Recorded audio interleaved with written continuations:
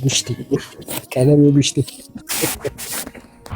ቅምጥ እሺ ያ ብሎ የሚለው ነው ለሚስትን ቅሷ መከራውን እያየች አንተ ቁጭ ውስጥ አልገባም። ጋብቻ ውስጥ ያልገባ ሰው ደግሞ ወደ መኝታ አይሄድም።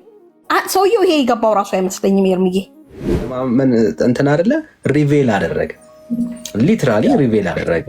እና አሁን ትንሽ ቆይተ ስንት ናችሁ ጮኸ ልቀቀው ብትል በእርግጠኝነት ጮኸ የሚወጣ ደረጃ ላይ ነው ሪቬል ያደረገውና ገሎት እዛ ኦርቶዶክስ ወደ ምሕረቷ ላይ ሄደን ብንወያይ ነው የሚሻለው። እነሱ ጋር ራሳቸው ጋር እንዘ ይብል ወይኔ ወይኔ እያለ ብሎ ቢል ወይኔ ወይኔ እንኳን እያለ ቢጮህ ቢያለቅስ ከጌታ መከራ የተነሳ መስቀል ግርጌ ነበር፣ መስቀሉ ግርጌ ነበረች ማርያምም ሌሎችም እንደዚሁ።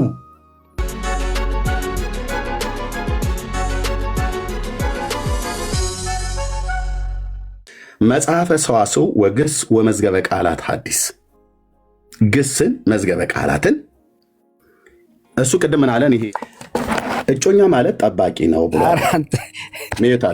ሚዩት አድርግ ግድ የለም አንዳችሁ እንዳታስወርዱት። ከእናትህ ጋር ሄደህ ቀለም እንድትበጠበጥ አድርጋለሁ። ሚዩት አድርግ። አሁን ዝም ብለህ ሚዩት አድርግ። ለኦርቶዶክስ እንደዚህ በመጽሐፍ አሰቃያለበት። ሚዩት አድርግ እንዳታስወርዱት። ሚዩት ብቻ አድርጉ። ሚዩት ቡሽቲና እሱን ትችላለህ። እሱን እናንተ ግድ የለም። እሱን ተውት። እሱን ሲሳደብ ተውት፣ ችግር የለው። ሚዩት አድርግ። አሁን እንደዚህ ኦርቶዶክስ እንደዚህ ዘቅዝቄ ተረታቱን ሚዩት አድርግ። መዝገበ ቃላትህ እንዴት ይፈታዋል? ግዕዙን የግዕዙ መጽሐፍ ቅዱስ ሚዩት አድርግ። ጠባቂ ብለህ ተርጉመሃል አይደለ? የሴት ቅምጥ ግድ የለም። እሱን ተው፣ እሱን ችግር የለው። እሱን ጨርስና አሁን ህፍረት ብሎ የሚለውን ምን ብለው ተረጎሙ? ስነ ስርዓት ስታደርግ እኔም ስነ ስርዓት። እሺ ሲሳደብ ተውት ወገኖች፣ ሲሳደብ ተውት። ሰይትን እየቀለበች ሲሳደብ ተውት፣ ችግር የለም። እንደዛ ተውት። እሱ ላይ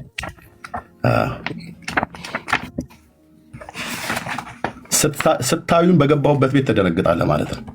አንተ እንዳይለመድ ስነ ስርዓት አደርጋለህ አንተ የሴት ቅምጥ። ኦኬ ቴንክ ዩ። ፍርህት ብሎ የሚለውን ኦርቶዶክስ የምትቀጥፍበትን ልጆቿ ሁሉ ውሸት እንዲናገሩ ያደረገችበትን ትምህርት እንዴት ብለው እኔ እያወራ ያለው ወንድሜ ሚዩት አድርግ። ቴንክ ዩ። ባለጌ ቡሽቲ እሱ ማለት ትችላለህ። ቡሽቲ ባለጌ ነህ አንተ። ለዚህ ቀለም ቡሽቲ። ኦኬ ወንድማችን የኦርቶዶክስን እውቀት እየገለጠልን ነው። ባይዞ ትርጉሙን እየነገረን ነው። እናንተ ስሙት። እኔ ግን ቡሽቲ እያልኩ ነው። ቡሽቲ ቀለም ቡሽቲ።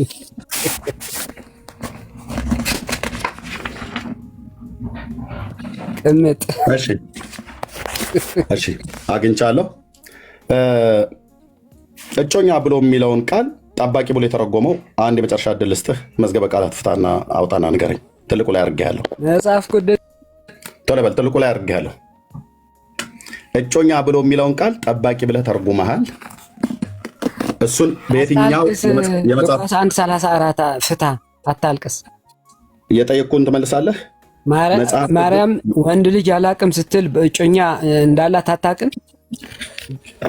መልስ ወንድሜ፣ አልሰማኸኝም? ስለዚህ ተጋጭታለች። እጮኛ ብሎ የሚለውን ቃል ወንድ ልጅ አላቅም ስትል ምን እያለች ነው? እጮኛ እንዳላት አታቅም? ባል እንደምታገባ አታቅም?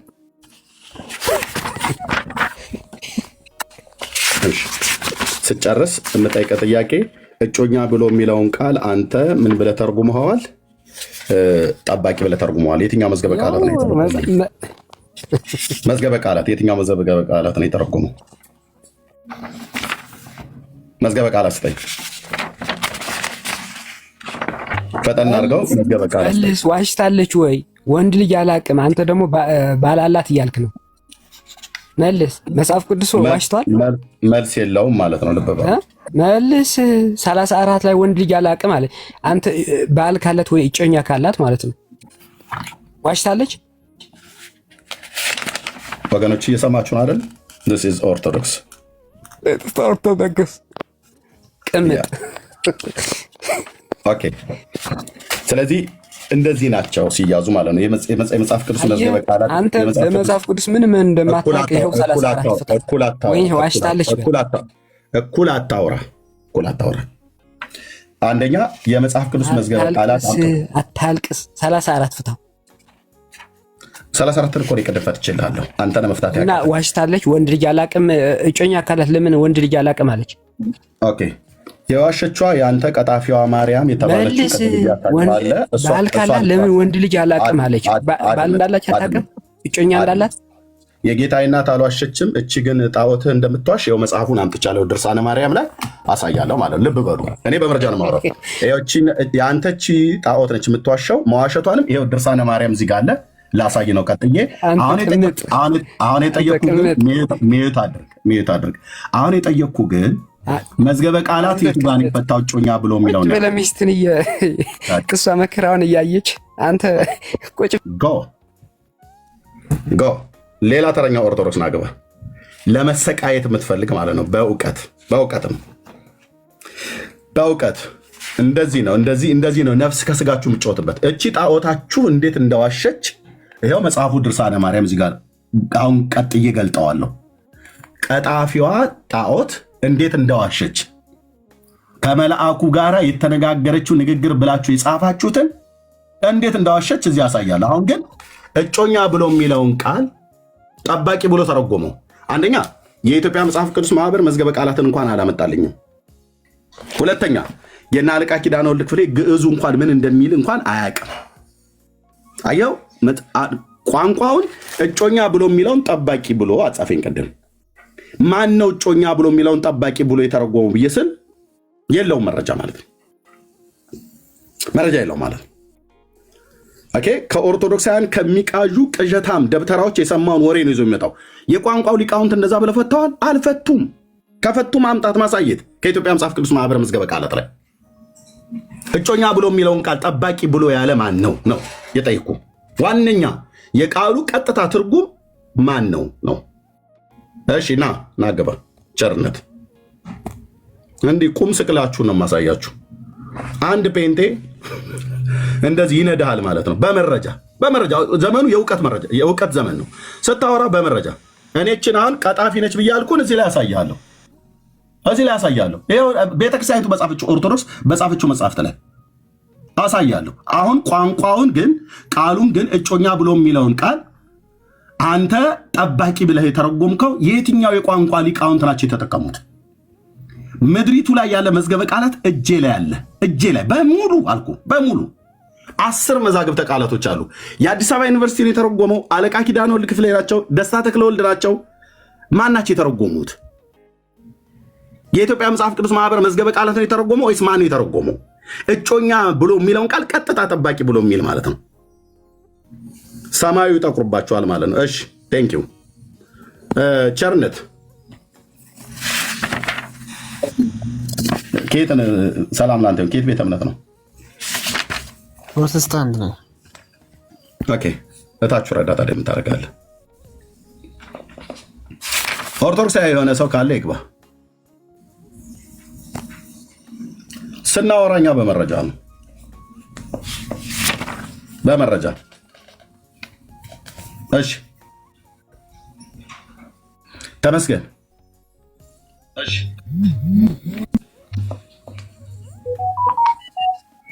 ተመስገን።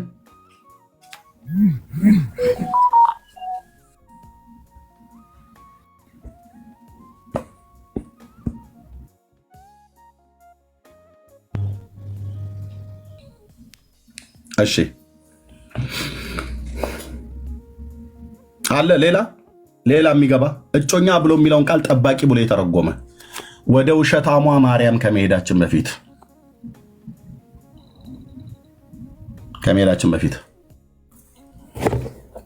ያው ይህ መጽሐፍ የጻፈው አሳታሚና አካፋይ በኢትዮጵያ ኦርቶዶክስ ተዋሕዶ ቤተክርስቲያን በሰንበት ትምህርት ቤቶች ማደራጃና መምሪያ ማህበረ ቅዱሳን የጻፈው የቤተክርስቲያኒቱ መጽሐፍት ማለት ነው። ውሸታሟ ማርያም የጌታዬ እናት አይደለችዋ ከገብርኤል ጋር ተነጋገረች ብሎ ያሉትን የቀላመደችዋ የኦርቶዶክሷ ማርያም የጌታዬ እናት አይደለችም። የጌታዬ እናትማ ሉቃስ ወንጌል መጽሐፍ ላይ በደንብ ተጽፏል። ይኸው የቀላመደችው እጅ ከፍንጅ የቅዱስ ገብርኤልና የእመቤታችን ቃለ ምልልስ ይላል። እጅ ከፍንጅ ኦርቶዶክስ እጅ ከፍንጅ ይኸው እዚህ ያለ እያንዳንዱን አስነብባችኋለሁ ማለት ነው። ውሸቷ እንዴት እንደሆነ አሁን ቋንቋውን ፍቱልን። ቋንቋውን የሚፈታ ሰው ካለ ማለት ነው። እንደዚህ ነው። እንደዚህ እናንተ ለብዙ ዘመን ያለ መረጃ ጴንጤ መናፍቅ እያል ስትሳደብ ነበር አይደል? አሁን ግን ማጠፊያው ቸገረህ ማለት ነው። ማጠፊያው ቸገራችሁ። አንድ ሰው እጮኛ ብሎ የሚለውን ቃል ጠባቂ ብሎ የተረጎመ ማን ያለው? ወንድምነት እንግዳ እስኪመጣ ድረስ መቀጠል ትችላለህ። አንተ ትልቁ ላይ ሆነ መረጃ አላባክንም። የኢትዮጵያ መጽሐፍ ቅዱስ ማህበር መዝገበ ቃላትን በምድሪቱ ላይ ያሉትን መዝገበ ቃላትን አምጥቶ እጮኛ ብሎ የሚለውን ቃል ጠባቂ ብሎ የፈታ የቋንቋ ሊቃውንት አምጡ። ካልሆነስ ወሬ ነው ማለት ነው። ወሬ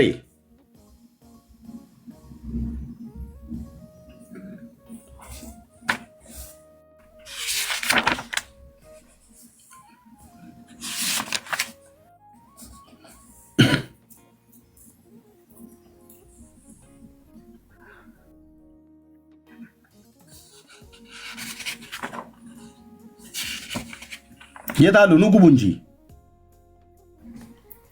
ኑ ግቡ። እኔ እኮ አትግቡ አላልኩም። ግቡና ኑ ተናገሩ። አንድ ኦርቶዶክሳዊ ለመድኃኒትነት ይፈለጋል። ይህንን ቃል ሊተረጉም እናንተ እጮኛ ብሎ የሚለውን ጠባቂ ብላችሁ የተረጎማችሁትን እንደዛ ብሎ የተረጎመ ካለ ማለት ነው።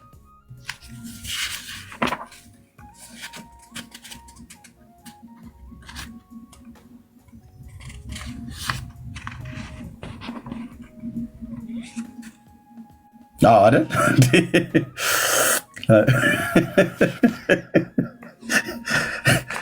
እንዴ? አንተ እንደፈለጋቸው መጽሐፍ ቅዱስ አያነቡ መዝገበ ቃላት። እሺ የትየው ቀጥይ። ኤርምዬ እኔ እንኳን እስከሚመጡ ድረስ ሰላም ልበላችሁ ብዬ ነው። በዛውም ደግሞ ጥያቄ ላቀርብ ብዬ ነው። ሰላም ብያለሁ ዳንዬ ወንድም አለም፣ እንኳን ስላስገባኸኝ ቴንኪው። ቤክሻ እንኳን ተኝቷል ይመስለኛል። ሰናዬ ሰላም ብያለሁ። እንዲሁም ታች ያላችሁ ሁላችሁ። ኤርምዬ መቼም ጌታ ኢየሱስ ላንተ የሰጠውን ጸጋ በትንሿ ጡብ ቢያደርግልን ጥሩ ነበረ እና ጌታ ኢየሱስ ዘመን ግን ይባርክ። ይሄን ሁሉ እየተሳደበ ብለህ አስጨረስከው። በጣም ደንቆኛል። እና እኔ ግን የዚህ ሰውዬ አንደኛ ነገር አማርኛ አንደኛ ቋንቋ የመጀመሪያ ቋንቋ አይመስለኝም ኤርምዬ ፈርስ ላንጉጁ። ምክንያቱም እጮኛ ማለት የተጋባ ጋብቻ ማለት አይደለም። አንድ ሰው እጮኝነት ሲደረግ ጋብቻ ውስጥ አልገባም። ጋብቻ ውስጥ ያልገባ ሰው ደግሞ ወደ መኝታ አይሄድም። ሰውየው ይሄ የገባው ራሱ አይመስለኝም ኤርምዬ። በሱ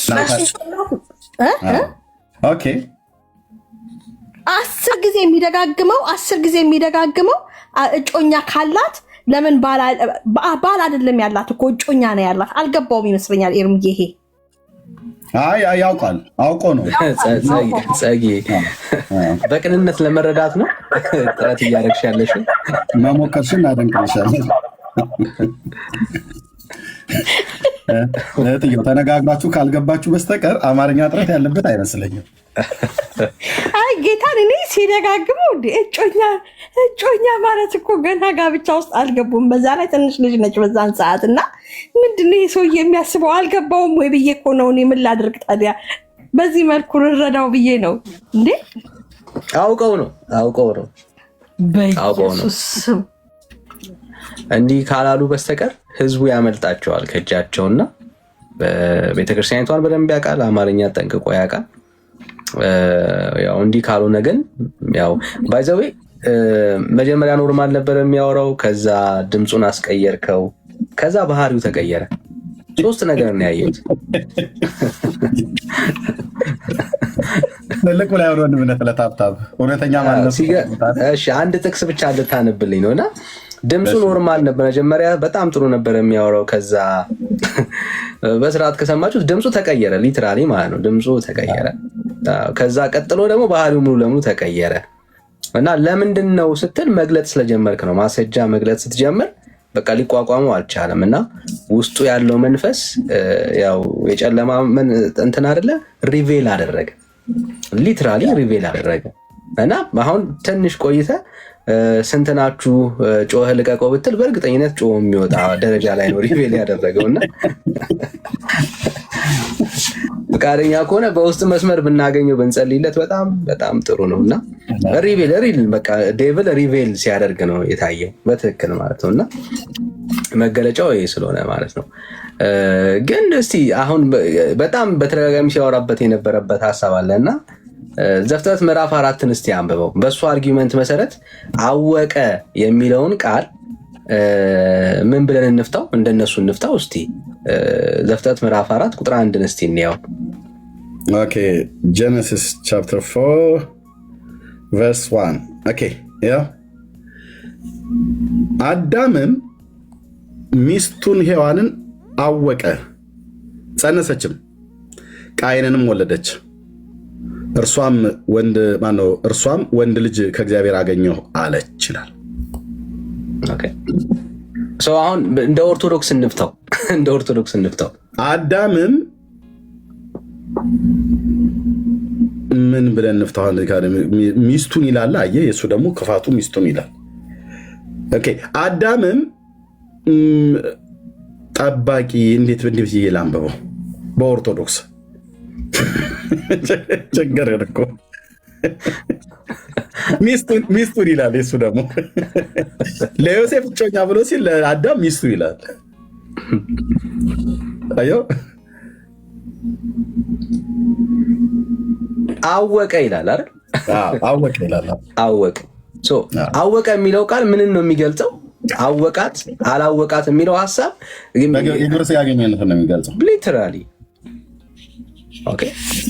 አብሯት ተኛ እንደማለት ነው። ወንድ አታውቅም ማለት አብሬው የተኛውት ወንድ የለም ነው እያለች ያለችው። በቃ ይሄንን እኮ ነው ያስረዳው። አብሬ የተኛውት ወንድ የለም ነው እያለች ያለችው እንጂማ ዮሴፍን እኮ ታውቀዋለች። በማወቅ ደረጃ ከሆነ ዮሴፍን ማለት በመተዋወቅ ደረጃ ስለ ኖሌጅ የምታወራ ከሆነ ኦልሬዲ ወንድ አባቷም ወንድ ነው፣ በዙሪያ ላይ ብዙ ወንዶች አሉ፣ እኔ ሴት ብቻ ነው የማውቀው እያለች አይደለም በኖሌጅ ደረጃ።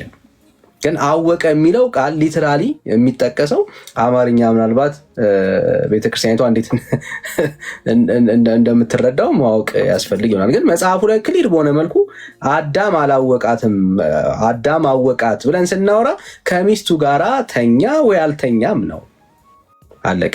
ከዛ ውጪ ሌላ ትርጉም የለውም እና አይዞ ማለት እንፈልጋለን። አይዟችሁ፣ የእውነት ደግሞ የእውነት አይዟችሁ። ይኸው ነው። ዋይት ቴንክ ወንድምነት። እሺ የውሸታሟ ማርያም ብያልኩትኝ ቅድም በፒክቸር ላይ ያሳየኋችሁ የማርያም እና የቅዱስ ገብርኤል ቃለ ምልልስ ብሎ የሚለውን ይህንን ድርሳነ ማርያም መጽሐፍትን ያገኘ ገጽ 103 ጀምሮ ያለውን ብቻ እንዲያነብ ኢንቫይት አደርገዋለሁ። የኦርቶዶክሷ ማርያም ተብላ የምትታመነዋ እቺ ማለት ነው። እንዴት አይነት ቀጣፊ እንደሆነች የጌታዬ እናት አይደለችም። እቺ የጌታችን እናትማ መጽሐፍ ቅዱስ ላይ ያለችዋ አይሁዳዊቷ ናት። ከመልአኩ ጋር የተነጋገረችው ናት። እቺ ግን ቀጣፊ ናት። ተከታዮቿም ቀጣፊዎች ናቸው። ጸሐፊዎቿም ቀጣፊዎች ናቸው። እሷም ቀጣፊ ናት። የቱ ጋር አገኛት? ኤርምያስ ድርሳነ ማርያም መጽሐፍት ገጽ 103 እንዲህ ይላል። እዩት። ከሉቃስ ወንጌል መጽሐፍ ጋር እያገናኘን ከመልአኩ ጋር ያደረገችው ቃለ ምልልስ ይላል። ስማልኝማ፣ ስማልኝ ከዚህ በኋላ የኦርቶዶክስን ቅጥፈት። መልአኩም ይላል ገብርኤል ለድንግል ማርያም እንዳበሰራት በድንግል ማኅፀን ሊያድር የወረደው የአብ የኃይል ቃሉ አለ። እኛም ከመውደዱ የተነሳ ወደ እኛ መጣ። የሚያገኛትም የልዑል ልጅ ነው፣ ልዑል ነው። የልዑል ልጅ ልዑል ነው። በቸርነቱ አዳምን ያድነው ዘንድ ዓለምን ሁሉ ስለፈጠረው እናቱ ትሆን ዘንድ ፈቅዶ ወደ ወዳጁ ወደ ልጇ ወደ ዳዊት ልጅ ወደ እመቤታችን መጣ። ፀሐይ ከመፈጠሩ አስቀድሞ ስሙ ነበር ካለ በኋላ መልአኩንም ጠራው፣ ወደ ንጽሕት ድንግልም ላከው። ዓለም ከመፈጠሩ አስቀድሞ ስውር የሆነ ሰላምን የተሞላ ለዓለም ሁሉ መልካምን ተስፋ የሚሆን ሚስጥርን ተቀብሎ ለድንግል ይነግራት ዘንድ ረቂቅ መልአክ ወርዶ መጣና ከድንግል ዘንድ ደረሰ፣ አመሰገናት ይላል። ውሸት ውሸት። ኦኬ፣ ይሄ ምንድን ነው? ውሸት አያመጡም። እንግዲህ አሁን እየነቀልኩ ሳወጣልህ ማለት ነው። አመሰግናት፣ እጅ ነሳትም። ከዛስ ሁሉን የሚያስደንቅ የመጸነሷን ዜና ነገራት። ድንግልንም የጌታዬ እናቱ ሰላምታ ላንቺ ይገባሻል፣ ከሴቶች ተለይተሽ የተባረክሽ ነሽ፣ የማኅፀንሽ ፍሬ የተባረከ ነው አላት። ውሸት አላላትም። ውሸት። ይህንን ቃል ያለችው የጌታዬ እናት የማኅፀንሽ ፍሬ የተባረከ ነው ያለቻት ማናት? የኤልሳቤጥ ናት። እሺ እሱ እንኳን ራሱ ብሎ ቢላት ግን እንሄዳለን። ኦኬ። መልአኩንም ጌታዬ ሆይ አንተ ማን ነህ? የምትናገረው ዜና ምንድን ነው? የተናገርከው ይህ ዜና ስለ እኔ ድንቅ ነው፣ ምክንያቱንም አላውቅም አለችው። መልአኩን ጌታዬ ሆይ አንተ ማን ነህ አለችው ይላል። ውሸት አላለችውም። ውሸት። ጌታዬ ብላ በፍጹም አላለችውም። መጽሐፍ ቅዱስ እንመን፣ የእናንተን ቅዠት እንመን አላለችውም። መልአኩም አንቺ ከሴቶች ትበልጫለሽ አላላትም። ውሸት። ትበልጫለሽ አላለም። ውሸት። የእግዚአብሔር ቃል በአንቺ ያድር ዘንድ መረጠሽ፣ አትፍሪ፣ ጸጋን አግኝተሻልና ቸርነቱ ለዓለም ትመላ ዘንድ አላት። እመቤታችን ማርያም መለሰችለት መልአኩ እንዲህ አለችው፣ ጌታዬ ሆይ እማልድሃለሁ አላለችውም። ውሸት። ጌታዬ ሆይ ብላ መልአኩን አልጠራችውም። ውሸት። ጌታዬ ሆይ እማልድሃለሁ፣ አታስፈራራኝ፣ የምትለውን አልቀበልህም፣ ከእኔ ወግድ አለችው። ውሸት። የኦርቶዶክስ ውሸት። እንደዚህ ነው የምዘከዝክልህ። ውሸት እያላችሁ ጻፉ። የኦርቶዶክሷ ማርያም እቺ ትዋሻለች። ቀደዳ አልኩ። በቃ ቀደዳ፣ የጣዖት ቀደዳ። የጌታዬ እናት ማርያም ግን ተናገረች ከመልአኩ ጋር ስታወራ? በፍጹም። የጌታዬ እናት ማርያም የተናገረችው ከመልአኩ ጋር የተጻፈው ሉቃስ ወንጌል ላይ ግልጽ ሆኖ ተጽፏል። ከቃሉ አገልጋዮች የሰማው ሉቃስ ጽፎልናል። ፒሪየድ። አታስፈራራኝ፣ ወግድ፣ ወደዛ ዞር በል ምናምን ነገር አላለችውም። ውሸት። እመቤታችን ማርያም መለሰች፣ መልአኩን አለችው አንተ እሳት ነህ አላለችውም። ውሸት። የለበስከውም የእሳት ፍም ነው አላለችውም። ውሸት። እሳት ሆይ አታስፈራራኝ አለችው። ውሸት።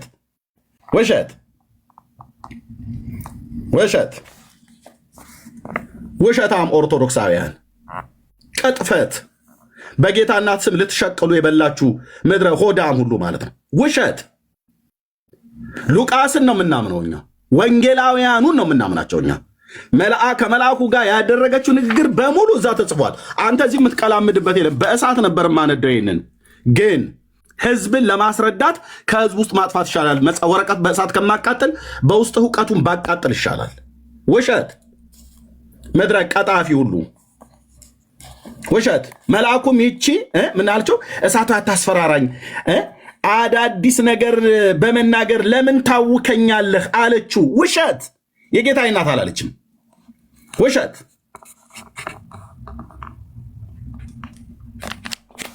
አታጭበረብሩም፣ አታምታቱም። ይህንን ህዝብ አታምታታም ስልህ እኮ ብዬ ስልህ እኮ ዝም ብሎ አይደለም። አንድ ኦርቶዶክሳዊ ናገባ ኤርታሌ እሳተ ገሞራ ውስጥ የገባ ያህል ትንገበገባለህ ማለት ውሸት።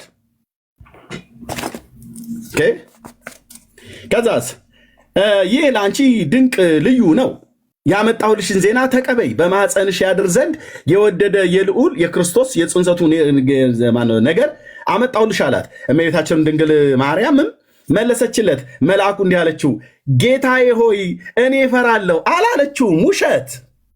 ውሸት። ጌታዬ ብላ አልጠራችሁም። እሷ አላለችውም። ይህን ቀጣፊ ደብተራ ሁሉ እንደዚህ ነው ዜሮ የምንከተው ትምህርቱ ማለት ነው። ውሸት። ሔዋንን እንደ ወዳጅ ሆና የምድር እባብ የነገራትን በሰማች ጊዜ ከገነት አውጥቷታል አለችው። መልአኩም ድንግልን እውነት ነው ይህን አሳች እባብ እናትሽ ሔዋንን አሳታት፣ እኔ ግን እንደርሱ አይደለሁም አላላትም። ይህንን መልአኩ አላላትም። ውሸት። ቅዱስ ገብርኤል እንደዚህ አላላትም። እኔ ግን እንደርሱ አይደለሁም ከእግዚአብሔር ተነግሬ መጥቻለሁ እንጂ አላላትም። ውሸት። ገብርኤልም አላለም መልአኩ። የጌታዬ እናት ማርያም አላለችም። እመቤታችን ማርያም መለሰች፣ መልአኩን የነገርከኝ ነገር እጹብ ድንቅ ነው፣ የመለኮት ዘርም አልተገለጠልኝም አለችው። መልአኩም ድንግል ማርያምን አብ ሰላምታ አመጣልሽ ዘንድ አዘዘኝ፣ ልጁ በአንቺ ማኅፀን እንደሚወለድ እነግርሽ ዘንድ መልእክቴንም አትመልሺ፣ አልቀበልም አትበይ አላት። አላላትም። ውሸት። አትቀበይ አላላትም። እሷ እንደውም አልቀበልህም አላለችውም። የጌታ ባሪያ እንደ ቃል ይሁንልኝ ነው ያለችው። እንደ ቃል ይሁንልኝ። ኦርቶዶክስ ግን ተዋሻለች። አየህ፣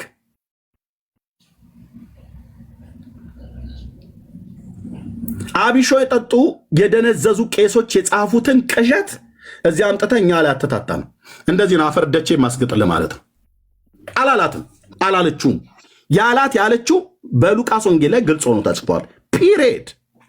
አለቀ። ከቃሉ አገልጋዮች ሰምተው ሉቃስ ለከበረ ቴዎፍሎስ ጽፎለታል። አለቀ። እሱ ሉቃስ የጻፈው ከማቴዎስ ጋር፣ ማቴዎስ የጻፈው ከማርቆስ ጋር። ከሁሉ ጋር ሚዩት አድርገህ ተቀመጥ። እሺ ሚዩት አድርገህ ተቀመጥ። ማራናታ ካልሆነ ታይ ትወርዳለህ። ምን 18 ጊዜ እጅን ታወጣለህ? ሚዩት አድርገህ ተቀመጥ። እያወራሁ ነው፣ በኋላ እሰጥሃለሁ። ማይክ እንዳትከፍት እሺ። ካልሆነ ታይ ውረድ። ስብከት ለመስማት አልመጣም። ምንም ይቅርታ። እሺ እታች ውረድ። እታች ሆነህ ትሰማለህ። ቴንክ ዩ። ውሸት አላት ይላል። አላላትም። እመቤታችንም ድንግል ማርያም መለሰችለት፣ መልአኩ አነጋገርህ እነሆ መልካም ነው፣ ፍጥረትህ አካልህ ግን ልቀበለው የማይቻለኝ ነህ አለችው። አላለችውም። ውሸት። አላለችውም። ውሸት። ድርሳነ ማርያም የኦርቶዶክስ ሲዘከዘክ ማለት ነው። ውሸት። መልአኩም እንዲህ አላት፣ ከቃሉ የተነሳ እኛ ትጉሃን መላእክት እንደነግጣለን፣ ባዘዘንም ጊዜ እምቢ ማለት አልችልም አላት። ውሸት። እንደውም ይሄንን ቀጥታ ከሕማማተ መስቀል ጋር አገናኝልሃለሁ። ሕማማተ መስቀል ብሎ ከሚለው መጽሐፍ ጋር ምን አለ? ባዘዘንም ጊዜ እምቢ ማለት አልችልም አላት ይላል። ገብርኤል አይደል? አዎ። ሕማማተ መስቀል ላይ ኢየሱስ ክርስቶስ ያዘው የአንተ ምሕረትና ቸርነት እስከ መቼ ነው ድረስ ብሎ ሰይፍ ወዝዞ ወርውሮ የቤተ መቅደሱን መጋረጃ ቀደደው አላላችሁንም እንዴ? ላምጣው እንዴ መረጃውን አመጣው። የት ነው መጽሐፉን ላምጣው እንዴማ? አመጣው። ሕማማተ መስቀል ውሸት ሲሰቀል እሰቅልበታለሁ። ውሸትን ማለት ባዘዘን ጊዜ እምቢ ማለት አንችልም ብሎ አላደል ገብርኤል? እዚህ ግን እምቢ ብሎ ወረወራ አላላችሁንም እንዴ? ነገር ያነሳዋልና አላላችሁንም ወይ? እናንተ ትውልድ ላይ እንደዚህ ቁማር የምትጫወቱ ሕማማተ መስቀል ያው መላእክት በጊዜ ቀትር ሊያመልኩት በመጡ ሰዓት ላይ ሚካኤል አርመመ ወገብርኤል ተደመ አመሰቀልዋ ይሁድ ለእግዚእነ እንደሚል በጊዜ ቀትር መጥተው መላእክት ተነጠፉ፣ ተዘረጉ እና ገብርኤል ግን ተቆጦ። ሚካኤል ያደንቅ ነበር፣ ገብርኤል ግን ተቆጣ፣ ተናደደ፣ ተበሳጨ። ስለዚህም ቤተ መቅደሱን መጋረጃ ከላይ እስከታች ወርውሮ ቀደደው እኮ ብላችሁናል አይደል እንዴ? እኔ እዚህ ዛሬ ልቅደድልህ ታዲያ ይሄን ውሸትህን። ሕማማተ መስቀል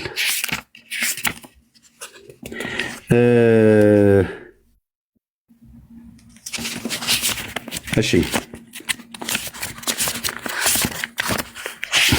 እንዴ ጠብቁኝ። በጊዜ ዘይብ ለወልደ እግዚአብሔር ወበጊዜ ዘይብ ኦኬ።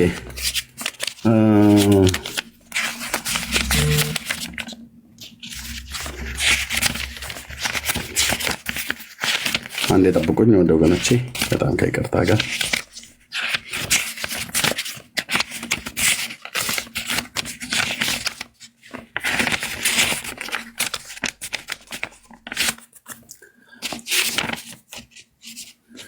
ለአዳም በያስተገነት ምንም እንኳን አምላኬ አምላኬ ነጽረኝ ወለምን ታደገኒ። ይኸው ከዚህ ጀምሮ ማለት ነው። አምላኬ አምላኬ ነጽረኝ ወለምን ታደገኒ አባ እስራኤሎሙ እስመ በዘየ አምሩ ይገብሩ ነዋ ወልድኬ የሆነ ያምከ ኤሎሄ ኤሎሄ ላማለ ሰበቅታኒ ወአንተ ተቀድሞ ለአዳም በያስተገነት አባ ማህፀንኩ ነፍሴ ውስጥ እዴከ ወይ ቤተፈጸመ ሁሉ ብሎ ሰባቱን ተአምራትን ይነግረዋል።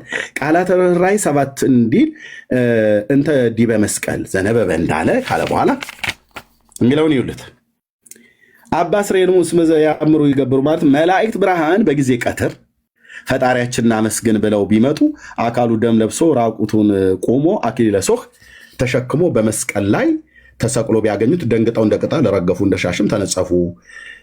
ሚካኤል ግን ቆሞ ያደንቅ ጀመር። ቅዱስ ገብርኤል እነዚህ ክፉዎች ሰዎች ፈጣሪን ሰቀሉት ብሎ ሊያጠፋቸው ሰይፉን መዘዘ። ሚካኤል አርመመ ወገብርኤል ተደመ አመሰቀሉ አይሁድ ለግዚነ እንዳለ ካለ በኋላ ጌታም ፈጣሪያቸው እንደሆንኩ ባያውቁ ነውና ተው አለው። ገብርኤል ማለት ነው። ገብርኤል ሰይፍ ሲመዝ ተው ፈጣሪያቸው እንደሆንኩ ባያውቁ ነው። ተው ከቁጣ ታገስ፣ ሰይፍን መልስ ቢለው የአንተ ምሕረት ቸርነት ሁልጊዜ ነው ብሎ ሰይፉን ወርውሮ በቁጣው ቃል ቢጥለው የቤተ መቅደሱ መጋረጃ ከሁለት እየከፈለ ወርዶ ምድርን እየከፈለ ገባ። ያን ጊዜ የገባ ሰይፍ እስከ ዛሬ ድረስ ሲወርድ ይኖራል አሉ። ኢየሱስ ተው አለው። ማንን? ገብርኤል መልአኩን። ፈጣሪያቸው እንደሆንኩ ባያውቁ ነው ብሎ አለው ይላል። ኢየሱስ አዘዘው አላዘዘውም? ገብርኤልን አዘዘው። ገብርኤል ታዞ የኢየሱስን ቃል ፈጸመ አልፈጸመም? ገብርኤል እዚህ ጋር እንደተጻፈው ገብርኤል የኢየሱስን ቃል ሰምቶ ፈጸመ፣ ታዘዘ ወይ አልታዘዘም? ወገኖች ቶሎ ጻፉ ታች ኮሜንት ላይ ታዘዘው ወይስ አልታዘዘውም?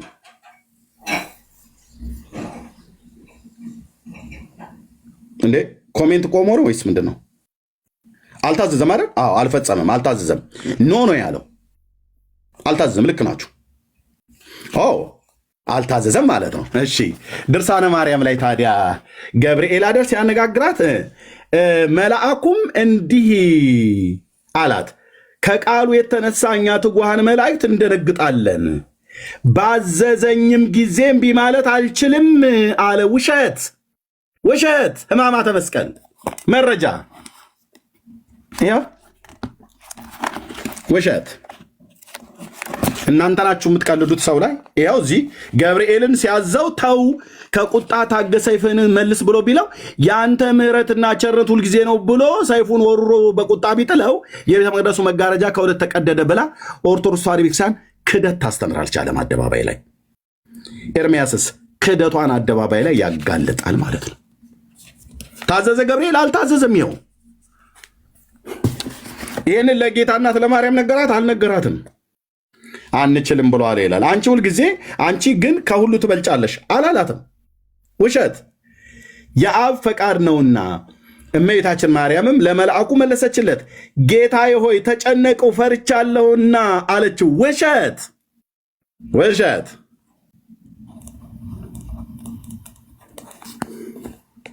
ምን ይሻላል? አልፍ አልፍ ብዬ ላንብብላችሁ። እሺ ዜናህን የጌታ ወዳጅ አይወስድም እቀበልህ ዘንድ ይህ ለእኔ ከባድ ነው አለችው ይላል። አላለችውም? ውሸት ውሸት። ዜና የሚያስጨንቅ ነው እንዳልከው አልቀበልም አለችው፣ መልአኩን ማለት ነው። ድንግል ማርያምም መልአኩን እኔ ሕፃን ነኝ እሳት እሸከም ዘንድ አይቻለኝም አላለችውም? ውሸት ውሸት። ዜና የሚያስጨንቅ ነውና እንዳልከው እቀበለው ዘንድ አልችልም አለችው፣ አላለችውም? ውሸት ውሸት።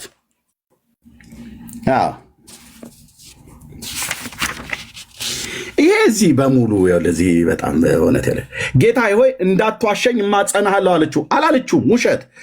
እቀበለው ዘንድ አልችልም አለችው፣ አላለችውም? ውሸት። ጌታ ሆይ ብላ ጠራችው ይላል፣ አላለችውም? በፍጹም የማይገባኝን ነገር አትናገር ብላ አለችው፣ አላለችውም? ይሄ በሙሉ ዛሬ በጣም እፈራለሁ አንተም አስፈራራኝ አላለችውም? አላስፈራራትም? ውሸት። ይሄ በሙሉ ማለት ነው።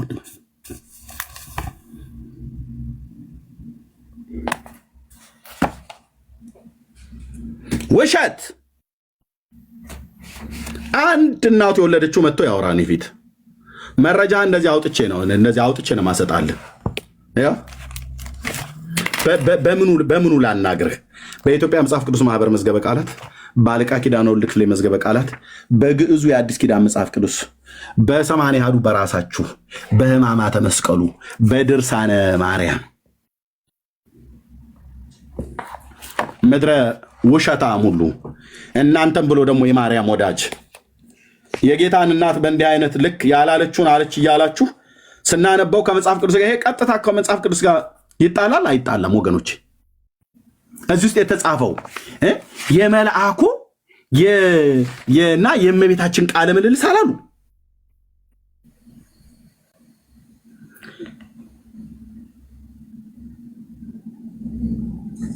ከመጽሐፍ ቅዱስ ጋር ይጣላል አይጣላም? ይሄ ንግግር ወንድሞቼ እናቶቼ መልሱልኝ። እዚህ ያላችሁ ሰዎች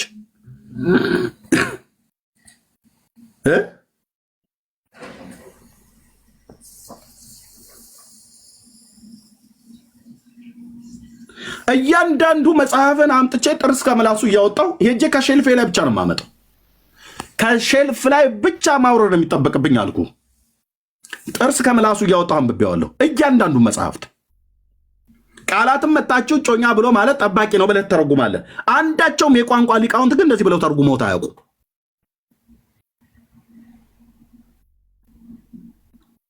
እናንተም ብሎ ደግሞ ማርያምን ወዳጅ ቀድማውን ስናገር ሰውን ኦፌንድ ቢያደርግ ይመስላል አይደለ? የኦርቶዶክስ ማርያም ውሸታም ነች አልኩ። ይኸው እዚህ በስሟ የተጻፈ ማለት ነው። በድርሳነ ማርያም ላይ በሌላ መጽሐፍት ላይ የተጻፈ በሙሉ መጽሐፍ ቅዱስ ላይ ከምናውቃት ከጌታ እናት ውጪ ነው የምታወራው።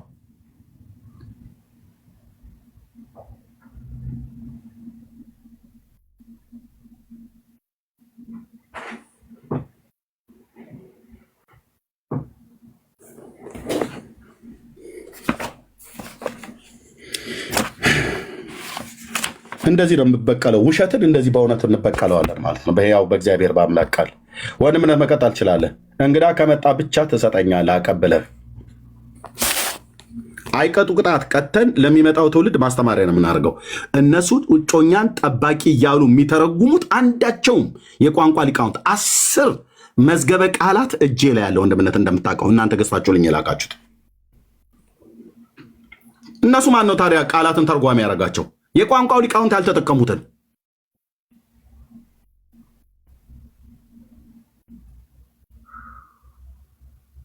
በጣም ብዙ ትውልድ የተያዘው በዚህ ተረት ነው። ከነሱ ብሶ ማርያም እንወዳታለን ብለው ይላሉ። እኛን ግን እንደ ጠላት ይቆጥሩናል። የጌታ እናት እናንተ እንደምትሉት አልቀላመደችም። ከመልአኩ ጋር የተናገረችውን የቃሉ አገልጋይ የነበረ በስጋ የነበረ ሰው ነው ሉቃስ። ጌታ በነበረበት ዘመን የነበረ ግሪካዊ ሰው ነው። ጌታችን ኢየሱስ ክርስቶስን በስጋ አይኑ አይቶታል። እሱ በነበረበት ዘመን የነበረ ሰው ነው። ከቃሉ አገልጋዮች እንደተረዳው ጻፈ። በጥንቃቄ ነው የጻፈው ሲጽፍ። እንደውም ሉቃስ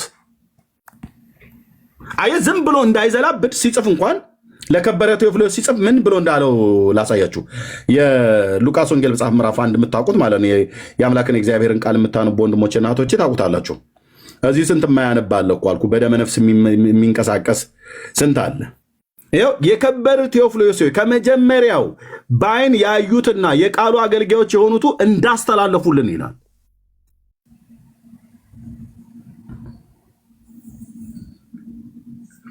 በእኛም ዘንድ ስለተፈጸመው ነገር ብዙዎች ታሪክን በየተራው ለማዘጋጀት ስለሞከሩ ብዙዎች አዘጋጅተዋል። ይህን ታሪክ ባይዘው የጌታ ኢየሱስ ክርስቶስን ታሪክ እኔም ደግሞ ስለተማርከው ቃል እርግጡን እንድታውቅ በጥንቃቄ ሁሉን ከመጀመሪያው ተከትዬ በየተራው ልጽፍልህ መልካም ሆኖ ታየኝ ይላል። ይሄ መሰመር አለበት። ስለተማርከው ቃል እርግጡን እንድታውቅ በጥንቃቄ ያለ ችኮላ፣ ያለ መቀላመድ፣ ያለ መዋሸት፣ ያለ መጨመር፣ ያለ መቀነስ ሁሉን ከመጀመሪያው ተከትዬ በየተራው ልጽፍልህ መልካም ሆኖ ታየኝ አለ። በቃ ሉቃስ ሲጽፈው በዚህ ክፍል ላይ ታዲያ የመልአኩና የማርያምን የጌታዬን እናት ንግግር አልጻፈም እንዴ? ጽፏል። ከቁጥር 26 ጀምሮ እሱ ምን እንዳላት እሷ ምን እንዳለችው በደንብ ተጽፏል። ፒሬድ አለቀ። እንዲህ አይነት ሳርቲ ቡርቲ ይኸው በየፌርማታው ነው ውሸት ውሸት እያልኩኝ ያስቀመጡት።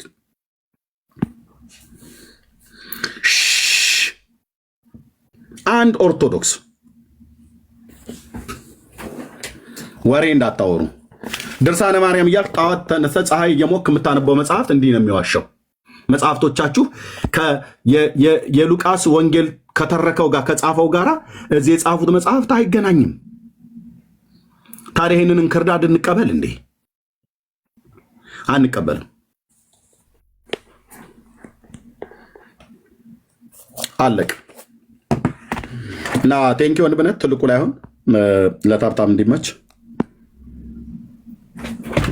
ተባረኩ። ቀጥሉ።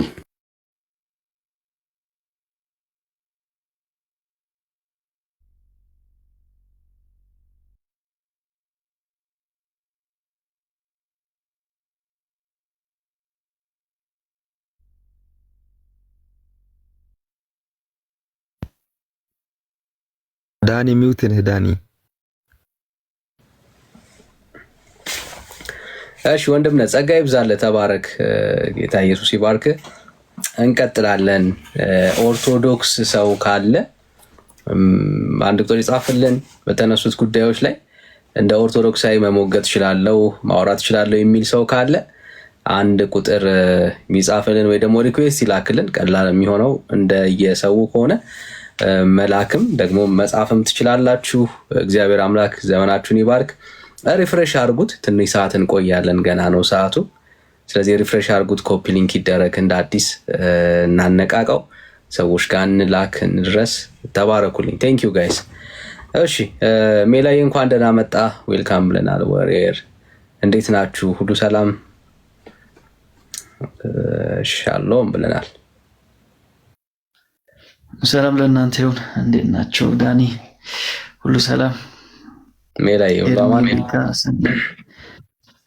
ጸጊ እውነት ያልና ዋሬር ከዋሬር ጋር እንኳን አብረን ነበር። እንዲሁም 400 ቤተሰቦች የጌታ ጸጋና ሰላም ከሁላችን ጋር ይሁን። ገድላትና ኦርቶዶክስ ብለህ ሰው ይገባል ብለን የነሱ አይደል እንዴ? የማን ነው ነገር? አይ ማውናውን እንደሰው ያሉት እዛ ኦርቶዶክስ ወደ ምሕረቷ ላይ ሄደን ብንወያይ ነው የሚሻለው። እነሱ ጋር ራሳቸው ጋር እዛ መሆን አለበት እንደሱ። እንዴት ነው? ይስማማችኋል ወገኖች? ይስማማችኋል? እሺ አይ ይመጣሉ፣ ተስፋ እናረጋለን። ይመጣሉ፣ ተስፋ እናረጋለን። እንዴ እንደዚህማ ፈርተውት ሸሽተውት እንዴት ይችላሉ? አለን በሉ ኦርቶዶክሳውያን፣ አለን በሉ፣ አለን በሉ። ዋሬር እንኳን ደህና መጣ፣ ሰላም በለን። የጠፋ ሰው ዜዶ አለ። ሁላችሁንም ሰላም ብለናል።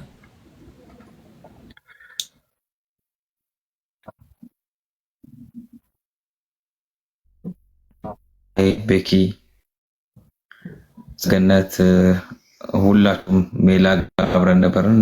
ዳኒ ሰላም ብያለሁ። ዜዶ የጌታ ጸጋና ሰላም ከሁላችንም ጋር ይሁን። ተባረኩ።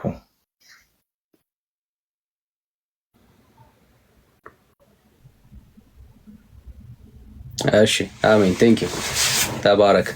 ዜዶ ዜዶ ዜዶ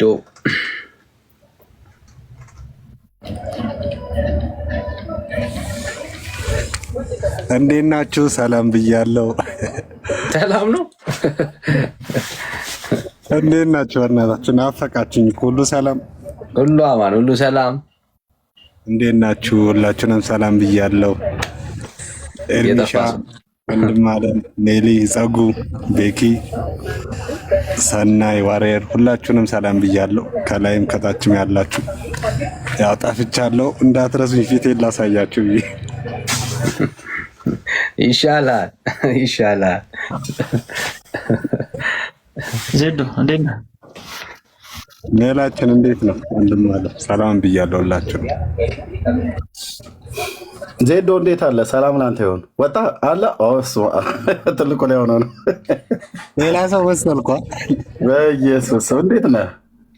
እንዴት ናችሁ? ሁሉ ሰላም ነው? ኤርሚሻዬ ደህና ነን፣ ጌታ ይመስገን። ሰላም እንዴት ናችሁ? ውጭ ሆኜ ነው መኪናዬን ቻርጅ እያደረኩ። ኪዩ ደህና ናት? ሁሉ ሰላም ነው። ኤርሚዬ እንዴት ናችሁ? ሁላችሁም ተናፍቃችኋል። በስመ አብ ከስንት ጊዜ በኋላ በጣም በጣም ኤርሚ ረዥም ጊዜ 8 ወር 9 ወር ሆነኝ መሰለኝ።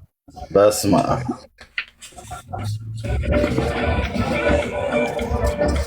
በድጋሚ ስላየን ደስ ብሎናል።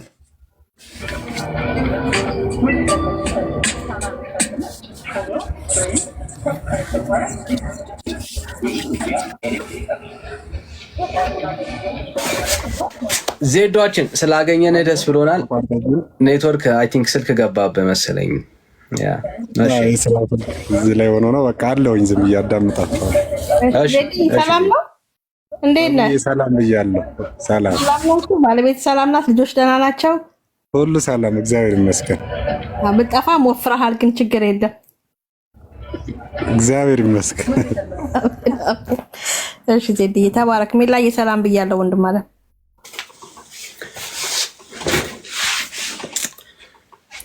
እነ ሜላንም ሰላም አላልኳቸውም እኮ ለካ። ዋሬር ሰላም ወንድምነት ሜላ እንዴት ናችሁ? ጸጊ ኤርሚ በድጋሚ እንዴት ናችሁ? ሰላም ብያለሁ። ጌታ ይባረክ። አሜን አሜን። አሁን ይሄ ሁሉ ኃያላን በተሰበሰበበትማ ማንም አይገባም ወንድምነት። የምር የማርያም ጉዳይ እኮ ግን በጣም ኢንተረስቲንግ ነበር። በተለይ እጮኛዋ ነው ምናምን በጣም በቃ እጮኛዋ ጠባቂዋ ነው እጮኛዋ የሚለው ቃል ጠባቂዋ ነው እያለች ቤተክርስቲያኒቷ ትሸሻለች እና እሺ ካላችሁ መግባት ትችላላችሁ። የተነሱትን ሀሳቦች ሰምታችኋል ብዬ አስባለሁ እና እንደ አንድ ኦርቶዶክሳዊ ገድላትን በተመለከተ ቤተክርስቲያኒቷ የምታምንበትን መልስ አለኝ የሚል ኦርቶዶክሳዊ ካለ በቃ በደስታ ማለት ነው። ዲያቆናት ቄሶች እንዳላችሁ የምትሰሙን እናውቃለን እና ካልሆነ እንግዲህ ያው ርዕስ እንቀይርላችኋለን።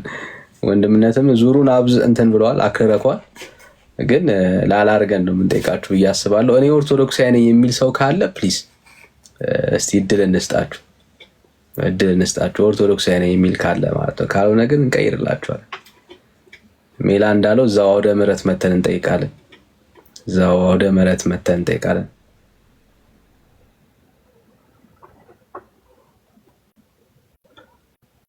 እሺ አለ ሌላ ሰው?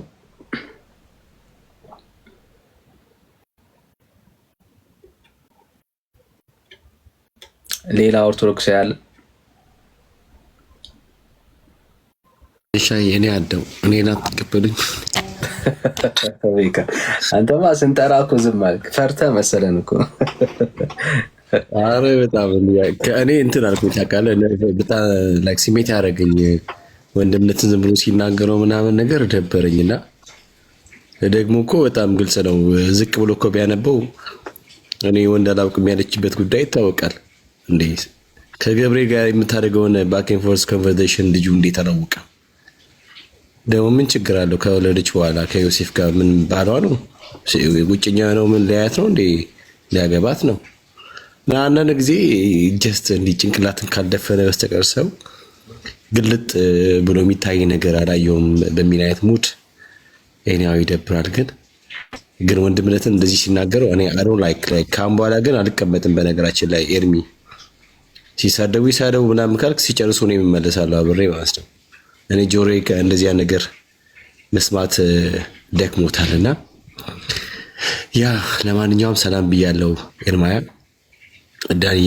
ዳንሻዬ ሰኒዬ እንደ የጸግዬ ዋሪስ ሜላዬ ማከላኩልት ቆይቷል። አርፍዶ ነው የመጣው። አርፋጅ እንግዲህ ታውቃለህ አገር ቤት እኔ ትምህርት ቤት ምናምን ነገር ቁጭ ብድግ ነበረ። አሁን ተሻሽሎ ከሆነ አላውቅም እንጂና አርፍዶ ነው የመጣው። ሜላዬ ሁላችንም ሰላም ብያለሁ። ከተወለዳችሁ ክርስቲያን ወንድምናቶቼ በቃ እንኳንም ክርስቲያን ሆንኩኝ። መጠቀልለው በቃ እንኳንም ክርስቲያን ሆንኩኝ። በዛ ፕራውድ አደርጋለሁ። ተባረኩ። እሺ ተባረክ፣ ጸጋ ይብዛልህ። ኦርቶዶክሳዊ ሌላ ኦርቶዶክሳዊ አለ? ኦርቶዶክሳዊ ቅድም በጣም ሲያወራ ወንድምነት ስትሯሯጡ ነበርና ካላችሁ አንድ ቁጥር ጻፉልን። አንድ ቁጥር ጻፉልን። ጌታ ኢየሱስ ይባርካችሁ። ሌሎቻችን ግን እስቲ እንደ አዲስ ሪፍሬሽ እናድርገው። ባይ ዘ ዌይ ስንቆይ እንደዚህ ነው የሚሆነውና ሪፍሬሽ አድርጉት። ቴንክ ዩ ጋይስ። እንደ አዲስ ቅድም ያደረጋችሁ ሰዎች ድጋሚ ሪፍሬሽ አድርጉት። ሪፍሬሽ ይደረግ። ተባረኩልን። ቴንክ ዩ ጋይስ። ሪፍሬሽ አድርጉት እስቲ እንደ አዲስ ሪፍሬሽ እናድርገው። ያ ቴንክ ዩ። ሪፍሬሽ ሲደረግ ይሄዳል። እሺ ሰላም ሆሳና፣ እንዴት ነው ዳጄ? ሆሳና ሰላም፣ እንዴት ናችሁ? እግዚአብሔር ይመስገን። ከየት ቤተ እምነት? ከኦርቶዶክስ። እሺ እንኳን ደህና መጣ። እንኳን ደህና ቆያችሁ። የተነሳውን ሀሳብ ሰምታል ብዬ አስባለሁ አይደል? አይ ንገረኝ፣ በደንብ አልሰማሁም። ኧረ በደንብ አልሰማሁም። ኦኬ ሶ ገድላትና ኦርቶዶክስን እያየን ነበር። እሺ በሱ ጉዳይ ላይ የማውራት አቅም አለ ብዬ አስባለሁ አይደል? እሺ እሰይ፣ ዋናው መምጣት ነው። እሺ ይሄ ሰው ይበረክትል ሊሆን ኤርሚ አለ ሊያወራኝ ነው። እሺ አይ እድል ልስጥህ ብዬ ነው። እሺ ሆሳና ነው። እሺ ሆሳና እንኳን ደህና መጣ። እንኳን ደህና ቆየ። ፊቱኝ ባርኩኝ። ታውበት እግዚአብሔር ይታኑ ብለው የሚሉት በእርግጥም ታችሁ እሱ ነው። ያ አሜን። እንዴት ነህ? ሰላም ነኝ፣ እግዚአብሔር ይመስገን። እሺ ርዕሱን አይተዋል? አላየሁትም፣ ብትነግረኝ ችግር የለም። አይታይም? ከወንድማችን በላይ ገድላትና ኦርቶዶክስ ብሎ ይላል። ምን ትላለህ? ምንም አይደለም። በገድላት ታምናለህ? ታሪክ ነው፣ ገድል ታሪክ ነው። ምንም አይደለም። ጠቃሚ ታሪክ ነው ወይስ ጠቃሚ ያልሆነ ታሪክ ነው? ምንም ይጠቅም አይደለም። ያው ለምሳሌ የሰው ታሪክ ምንም ሊጠቅምም ይችላል። ይጠቅማል የምለው ነገር የለኝም፣ ግን በደንብ እያብራራ ብትጠይቀኝ የተሻለ ይሆናል እያስባለሁ።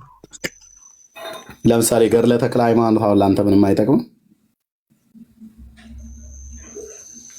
አንብቤውም አላውቅም በነገራችን ላይ። ለምን ስለማይጠቅም ነው ያላነበብከው? አዎ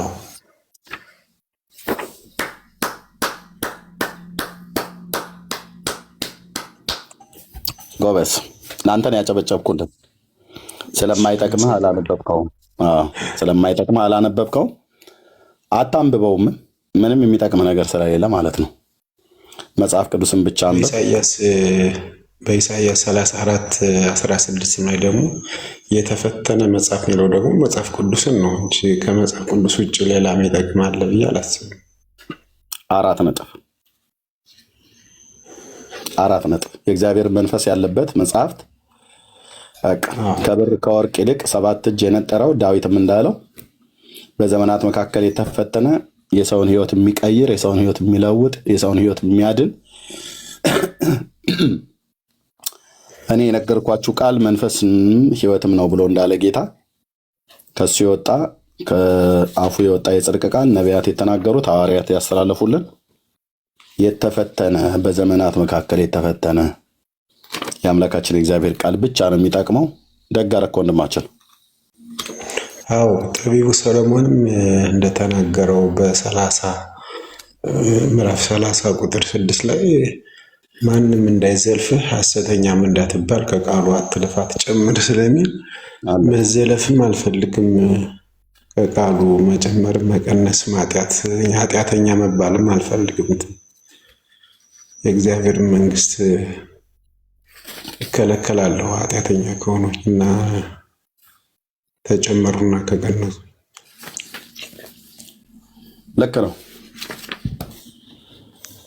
እንዲህ አይነቱን ኦርቶዶክስ ነው እግዚአብሔር የሚፈልገው።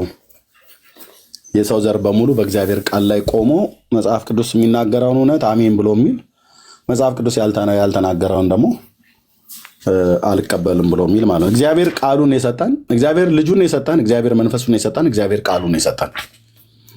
ቃሉን ያጻፋቸው በመንፈስ ቅዱስ ኢንስፓየር የሆኑ ቅዱሳት ነቢያትና ቅዱሳት ሐዋርያት የጻፉት የእግዚአብሔር እስትንፋስ ያለበት ስልጣናዊ የሆነ ቃል ስናነበው ህይወታችንን ያነበበ ስናነበው አንብቦን ህይወታችንን ለዘላለም አድኖን ያስቀረን ካፉ የወጣ የጽድቅ ቃል ከስላሴ መንግስት የወጣ የጽድቅ ቃል። በቃ እንዴ ወንድሞቼ እናቶቼ፣ በቃ የሚያሳርፍ እኮ የመጨረሻ እኮ የነገር ሁሉ መደምደሚያ እኮ ማለት ነው የእግዚአብሔር ቃል። ዛሬ ሰው ይሄንን እውነት ትቶ ወደ ሌሎች በግለሰቦች እጅ ወደ ተጻፈ እንደው የእግዚአብሔር መንፈስ ያለበት መጽሐፍት ሁሉ ብሎ ይላል ብሎ በሚል ሌሎችን መጽሐፍቶችን ስራው አስገብቶ እንደፈለገ ሲናገሩ የሚኖሩት ኦርቶዶክሳውያን ናቸው። ቅዱስ ጳውሎስ ይህን ቃል ግን ሲጠቀም የተጠቀመው የእግዚአብሔር መንፈስ ያለባቸው መጽሐፍቶች ብሎ ሲል ያለው እንደምናውቀው ይህንን ቃል የተናገረው ለመንፈሳዊ ልጁ ለጢሞቴዎስ ነው። ጢሞቴዎስ ደግሞ ከፊል ግሪክ ከፊል ደግሞ አይሁዳዊ ነው። በእናቱ አይሁዳዊ ነው፣ በአባቱ ደግሞ ግሪካዊ ሰው ነው። በሐዋርያት ሥራ መጽሐፍ ምዕራፍ 16 ላይ እንደሚናገረው ማለት ነው። ስለዚህ ይህ ሰው ለዚህ ሰው ሲጠይቀው ለዚህ ሰው ሲነግረው ቅዱስ ጳውሎስ የእግዚአብሔር መንፈስ ያለበት መጽሐፍት ሁሉ ብሎ ከማለቱ በፊት ግን ከሕፃንነትህ ጀምረህ ብሎ ያለው ቃል አለ። አይሁዳውያን ከሕፃንነታቸው ጀምሮ የሚያነቧቸው ኢየሱስ ክርስቶስን በማመን መዳን የሚገኝበትን ጥበብ ሊሰጡ የሚችሉት ቅዱሳት መጽሐፍት ብሎ ያላቸው ጳውሎስ አንደኛ በጳውሎስም እጅ ላይ የነበሩ በብራና የተጻፉ ናቸው። ይህን ብሎ ሲለው ቅዱስ ጳውሎስ ምንም ጥርጥር የለም ታናክን እያለው እንዳለ ማለት ነው። ታልሙድና ሚሽና ግማራ የተባሉትን የአይሁድ ራባዮችና ሊቃውንት የሚጠቀሟቸው መጽሐፍቶች እንኳን እያለው እንዳይደለ ግልጥ ነው። በሙሴ ሕግና በነቢያት በመዝሙራት የተባለው ታናክ ብለው የሚጠሩት በእነዚህ መጽሐፍቶች ላይ የተጻፈ ነው። ጌታችን እንደተናገረው በሉቃስ ወንጌል መጽሐፍ ምዕራፍ 24 ቁጥር 44 ላይ እንደምናገረው በሙሴ ሕግና በነቢያት በመዝሙራት ስለ እኔ የተጻፈው ይፈጸም ዘንድ ይገባል ብዬ ነገርኳችሁ ቃሌ ነው ይላል። በቃ አለቀ። በብሉይ ኪዳን በሙሴ ሕግና በነቢያት በመዝሙራት፣ በአዲስ ኪዳን በወንጌላቱና በሐዋርያቱ መልእክታት እንደዚሁም በራእዩ በዮሐንስ ማለት ነው። ከዚህ ውጭ እግዚአብሔር ሌላ የተናገረበት መንገድ የለም። እነዚህን መጽሐፍት ስናነብ በሙሉ ከዘፍጥረት እስከ ራእይ በሙሉ ስናነብ አብርሃምን እንድንታመነው የሚያደርግ አንድ ጽሑፍ የለም። አንድ ጽሑፍ በመላእክት እንድንታመን የሚያደርግ ሁለተኛ ጴጥሮስ ምዕራፍ 3ንም ብታነብልኝ ጥሩ ነው። ምዕራፍ 3 ቁጥር 1 እና 2ንም በዛው ብትነግረኝ ጥሩ ነው። ኦኬ አሳይሽ አነባዋለሁ። ሁለተኛ ጴጥሮስ ምዕራፍ 3 ቁጥር 1 እና 2። ኦኬ እሺ። እና አንድ መጽሐፍ እግዚአብሔር ለሕይወት የሚሆነን የሰጠን መጽሐፍት የለም። ሁለተኛ ጴጥሮስ ስንትና ስንት ነው ያልከኝ? 1 እና 2 3 አይደል? ሁለተኛ ጴጥሮስ ምዕራፍ 3 1 እና ምዕራፍ 3 እሺ 1 እና 2 እሺ። ወዳጆች ሆይ አሁን የምጽፍላችሁ መልእክት ይህቺ ሁለተኛይቱ መልእክት የሁለተኛይቱ ናት። በቅዱሳን ነቢያትም ቀድሞ የተባለው ቃል በሐዋርያቶቻችሁም ያገኛችሁትን የጌታችንን የመድኃኒታችንን ትእዛዝ እንድታስቡ በሁለቱ እያሳሰብኳችሁ ቅን ልቦናችሁን አነቃቃለሁ ይላል። አለቅ እና እኔ ከዚህ ከሁለቱ ውጭ አስቀድሞ በቅዱሳን ነቢያት በሐዋርያት ከተነገረው ውጭ ተክለ ሃይማኖት ያልከው ዋዛ ላይ እነሱ ስላልነገሩ ተክለ ሃይማኖትን ለዛ ነው ያላነበቡት። ቴንኪው። እውነት ነው። በይሁዳም መልእክት ላይ ተመሳሳይ ቃል ይናገራል። እዚህ ምን ይላል? እናንተ ግን ወዳጆቼ ይላል ይሁዳ መልእክት። ያው አንድ ምዕራፍ ነው ያለው እንደምታውቁት። እናንተ ግን ወዳጆቼ ሆይ በጌታችን በኢየሱስ ክርስቶስ ሐዋርያት ቀድሞ የተነገረውን ቃል አስቡ። በቃ ቀድሞ በጌታችን በኢየሱስ ክርስቶስ ሐዋርያት የተነገረ ቀድሞ በጌታችን በኢየሱስ ክርስቶስ ነቢያቱም የሱ ስለሆኑ ማለት ነው። ቀድሞ የተነገረውን ቃል አስቡ። በቃ እነዛ የብሉይ ኪዳን ጉምቱ ነቢያት የተናገሩት የእግዚአብሔር ቃል ነው። በእነሱ ቃል ላይ አንድ ሰው ሊጨምር አንድ ሰው ሊቀንስ አይችልም። የፈለገ ቄስ፣ የፈለገ ጳጳስ፣ የፈለገ ፓስተር፣ የፈለገ ነቢይና ሐዋርያ ነኝ ብሎ የሚል የተነሳ በእነዚህ የቀደሙ ነቢያት አባቶች ንግግር ላይ አንዲትን ስርዓት ቃል ሊጨምር የሚችል የለም። ቢጨምርም አንቀበለውም። ልትቀበል አይገባም። አንተ ትውልድ ማንም ቢሆን ማንም እኮ አለ ማንም ቢሆን አመንዝራ ነው ይለዋል እኮ። እንዲሁም ወደ 18 ስትገባም ደግሞ አመንዝራ ነው ይለዋል። አንድ ባል ያላት ሴት ሌላ ከሄደች ምን ትባላለች? አመንዝራ ትባላለች።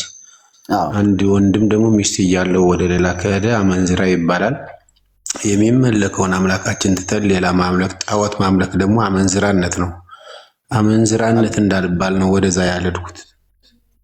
ቴንክ ዩ። ያው ነው እንግዲህ መልእክቱ። ስለዚህ በቅዱሳን ነቢያትና በቅዱሳት ሐዋርያት የተነገረ እግዚአብሔር አብ በዘመን ፍጻሜ የሁሉ መደምደሚያ አድርጎ በውድ ልጁ በባህሪ ልጁ በኢየሱስ ክርስቶስ ተናግሮናል። አለቀ። አብ እግዚአብሔር አብ የመጨረሻ ስሙት ብሎ የላከው ልጁን ነው። ልጄን ስሙ ብሏል። ልጁ መጥቶ በቀደሙ ነቢያት የተነገረለትን ቃል አጽኖ ሰጥቶ ተናግሯል። የተነገረለትን ቃል በየምኩራቦቻቸው መጽሐፍትን በሰጡት ሰዓት ላይ እየተረተረ የጌታ መንፈስ በእኔ ላይ ነው፣ ለድሆች የምስራችን ሰብክ ዘንድ እግዚአብሔር ቀብቶኛል እያለ ሲናገር ነበር። ኦኬ፣ ልብ በሉ። ቅዱስ እግዚአብሔር አብ አስቀድሞ በነቢያት ይናገር ነበር። ዕብራውያን መልክ መጽሐፍ ምዕራፍ 1 ላይ እንደሚናገረው ማለት ነው። ከጥንት ጀምሮ እግዚአብሔር በብዙ አይነትና በብዙ ጎዳና ለአባቶቻችን በነቢያት ተናግሮ ይላል።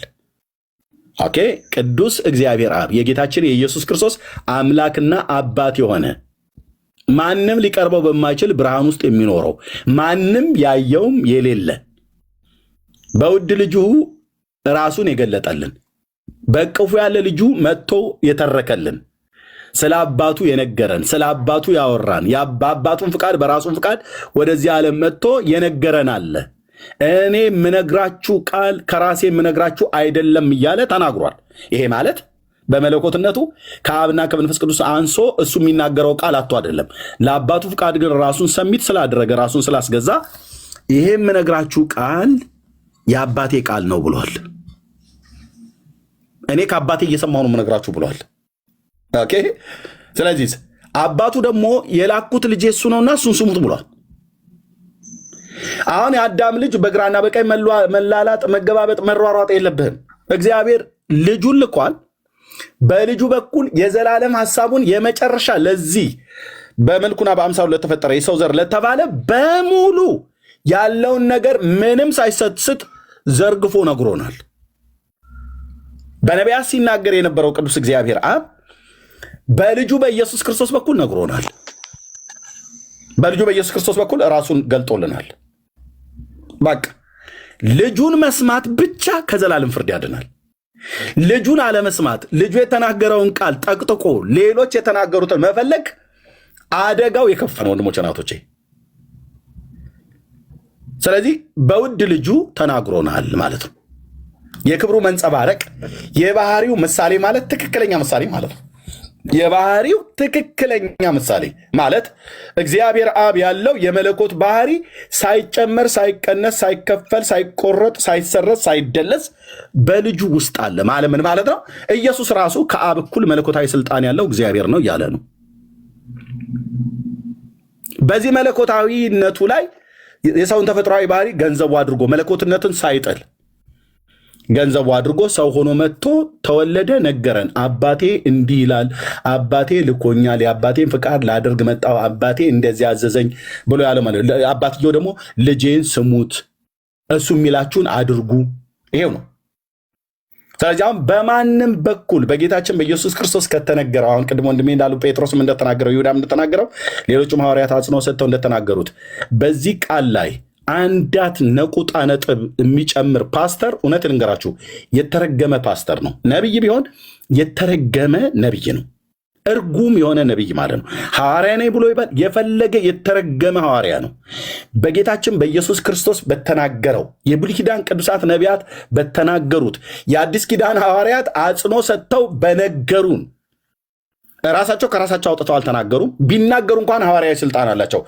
እኔ አይደለሁም ብዬ የምለው ማነው? ጌታ አይደለም ብሎ የሚለው እኔ ነኝ ያልኩት ብሎ የሚለው ቃል አለ ጳውሎስ። ደግሞ አንዳንድ ቦታ ላይ እኔ አይደለሁም ጌታ ነው ብሎ የሚለው አለ። እሱ እንኳን እንደዛ ብሎ ቢል በሐዋርያዊ ስልጣኑ ነው ያለው። በመንፈስ ቅዱስ ኢንስፓየር ተደርጎ ነው የተናገረው። ስለዚህ ጳውሎስ እንኳን ጌታ እንኳን ያላለው እንኳን ተናግሯል ብሎ ማንም ከረባት የሚያስር አስኬማ የደፋ ጳጳስ፣ ሊቀ ጳጳስ፣ ኤጲስቆጶስ ዋቴቨር ማንም ይሁን ሊጨምር ስልጣን የለው። አለቅ እዚህ ቃል ላይ አንዳች ሊጨምር አልኩ። መብት የለኝም፣ መብት የላችሁም፣ መብት የላቸውም። በቃ ጌታ እግዚአብሔር ይባረክ። በዘመናት መካከል ራሱን እግዚአብሔር ያለ ምስክር ስለማይተው በዘመናት መካከል አባቶችን አምጥቶ ካህኑን 66 እስትንፋሰ እግዚአብሔር ያለበት ካቶሊካውያን ዓለም አቀፍ፣ ኦርቶዶክሳውያን ዓለም አቀፍ፣ ወንጌላውያን ዓለም አቀፍ የምንቀበለው 66 እስትንፋሰ እግዚአብሔር ያለበት ቅዱሳት መጽሐፍት አለ። ሁሉም ይቀበላሉ። 66 ሁሉም ይቀበላሉ። በቃ ከሱ ቃል ወደ ግራም ወደ ቀኝ ማንም። እነዚህን መጽሐፍቶች ስናነባቸው ተናግሬ ልስጥ ነሜላም ስላሉ ወንድሞች እዚህ እነዚህን መጽሐፍቶች ስናነብ 66ቱን እስትንፋሰ እግዚአብሔር ያለባቸው 39 ብሉይ ኪዳን 27 የአዲስ ኪዳን መጽሐፍትን ስናነባቸው ወንድሞች እናቶቼ የጌታችን የመድኃኒታችን የኢየሱስ ክርስቶስን ታላቅነት ማለት የዘላለም ኃይሉን ዓለም ሳይፈጠር አስቀድሞ መላእክትን ሳይፈጠሩ አስቀድሞ ከዘላለም ከአብና ከመንፈስ ቅዱስ ጋር የነበረ እና ያለ መሆኑን ዓለማትን የፈጠረ ገባሬ ሰማያት ወምድር መሆኑን ሁሉን የፈጠረ ከሆነውም እንኳን አንዳች ያለ እርሱ እንዳልሆነ ይነግረናል ማለት ነው። ከዘፍጥረት እስከ ራእይ የሚነግረን የጌታችን የኢየሱስ ክርስቶስን ፈጣሪነትና አምላክነቱን ነው። የዘላለም ኃይሉን ነው የሚያወራ። ለሰው ልጆች በደልና ኃጢአት ደግሞ ለመሞት ደግሞ የሰውን ተፈጥሯዊ ባህሪ ገንዘብ ማድረግ ስለነበረበት ከአብርሃም ዘር በስጋ እንደሚወለድ ከብዙ ሺህ ዓመት በፊት በባሪያዎቹ በነቢያት አፍ ሲናገር ኖሯል። እግዚአብሔር ምልክትን እየሰጠ ማለት ነው። ምልክትን እየሰጠ ሕዝቅኤል ይህንን ነው እየተነበየ ያለፈው። ኤርምያስ፣ ኢሳያስ ይህን እየተናገረ ነው ያለፈው። እንባቆም ይህን እየተናገረ ነው። ሚኪያስ ይህን እየተናገረ ነው ያለፈው። ዮናስ ይህንን እየተናገረ ነበር ያለፈው። በአሳ ነባሪ ሆድ ውስጥ እንኳን መግባቱ ለእግዚአብሔር ለኢየሱስ ክርስቶስ ምሳሌ እንደሆነ ነው ጌታ እየተናገረ የነበረው። እስራኤል ባይረዳ እኛም ባንረዳ እሱ በአሳ ነባሪ ሆድ ውስጥ 3 ቀን መቀመጡ የጌታ የኢየሱስ ክርስቶስ ስለ ሰው ልጆች በደልና ኃጢአት በምድር ከርስ ውስጥ እንደሚያድር መሆኑን ራሱ ባለቤቱን ተናግሮታል። ስለዚህ ነቢያቱ በውድቀታቸውም በብርታታቸውም በምሳሌም በቅኔም አድርገው የተናገሩት ስለ እግዚአብሔር ልጅ ነው፣ ስለ ዳዊት ልጅ ነው። ለዚህ ነው ዘካርያስ ሲናገር የእስራኤል ጌታ አምላክ ይባረክ ጎብኝቶ ለሕዝቡ ቤዛ አድርጓልና ከጥንት ጀምሮ በነበሩት በቅዱሳን ነቢያት አፍ እንደተናገረ በብላቴናው በዳዊት ቤት የመዳንን ቀንድ አስነስቷል እያሉ ይናገሩ የነበሩት እነዚያ የብሉይ ኪዳን ነቢያት ማለት ነው። ስለዚህ ብሉይ ኪዳንን እኔ ሙሉ በሙሉ እንዳነበበ ሰው ልንገራችሁ፣ ሙሉ በሙሉ እንዳነበበ ሰው 180 ምናምን ነገር የሚሆነው አብዛኛው ከመሲሁ ጋር የተገናኘ ንግግር የሚናገረው በቅኔም በተምሳሌትም በምሳሌያዊ ንግግር በሙሉ ሲነገር የነበረው ማለት ነው። የአዲስ ኪዳን ሐዋርያት እንደዚሁ የተናገሩት የጻፉለት ማለት ነው።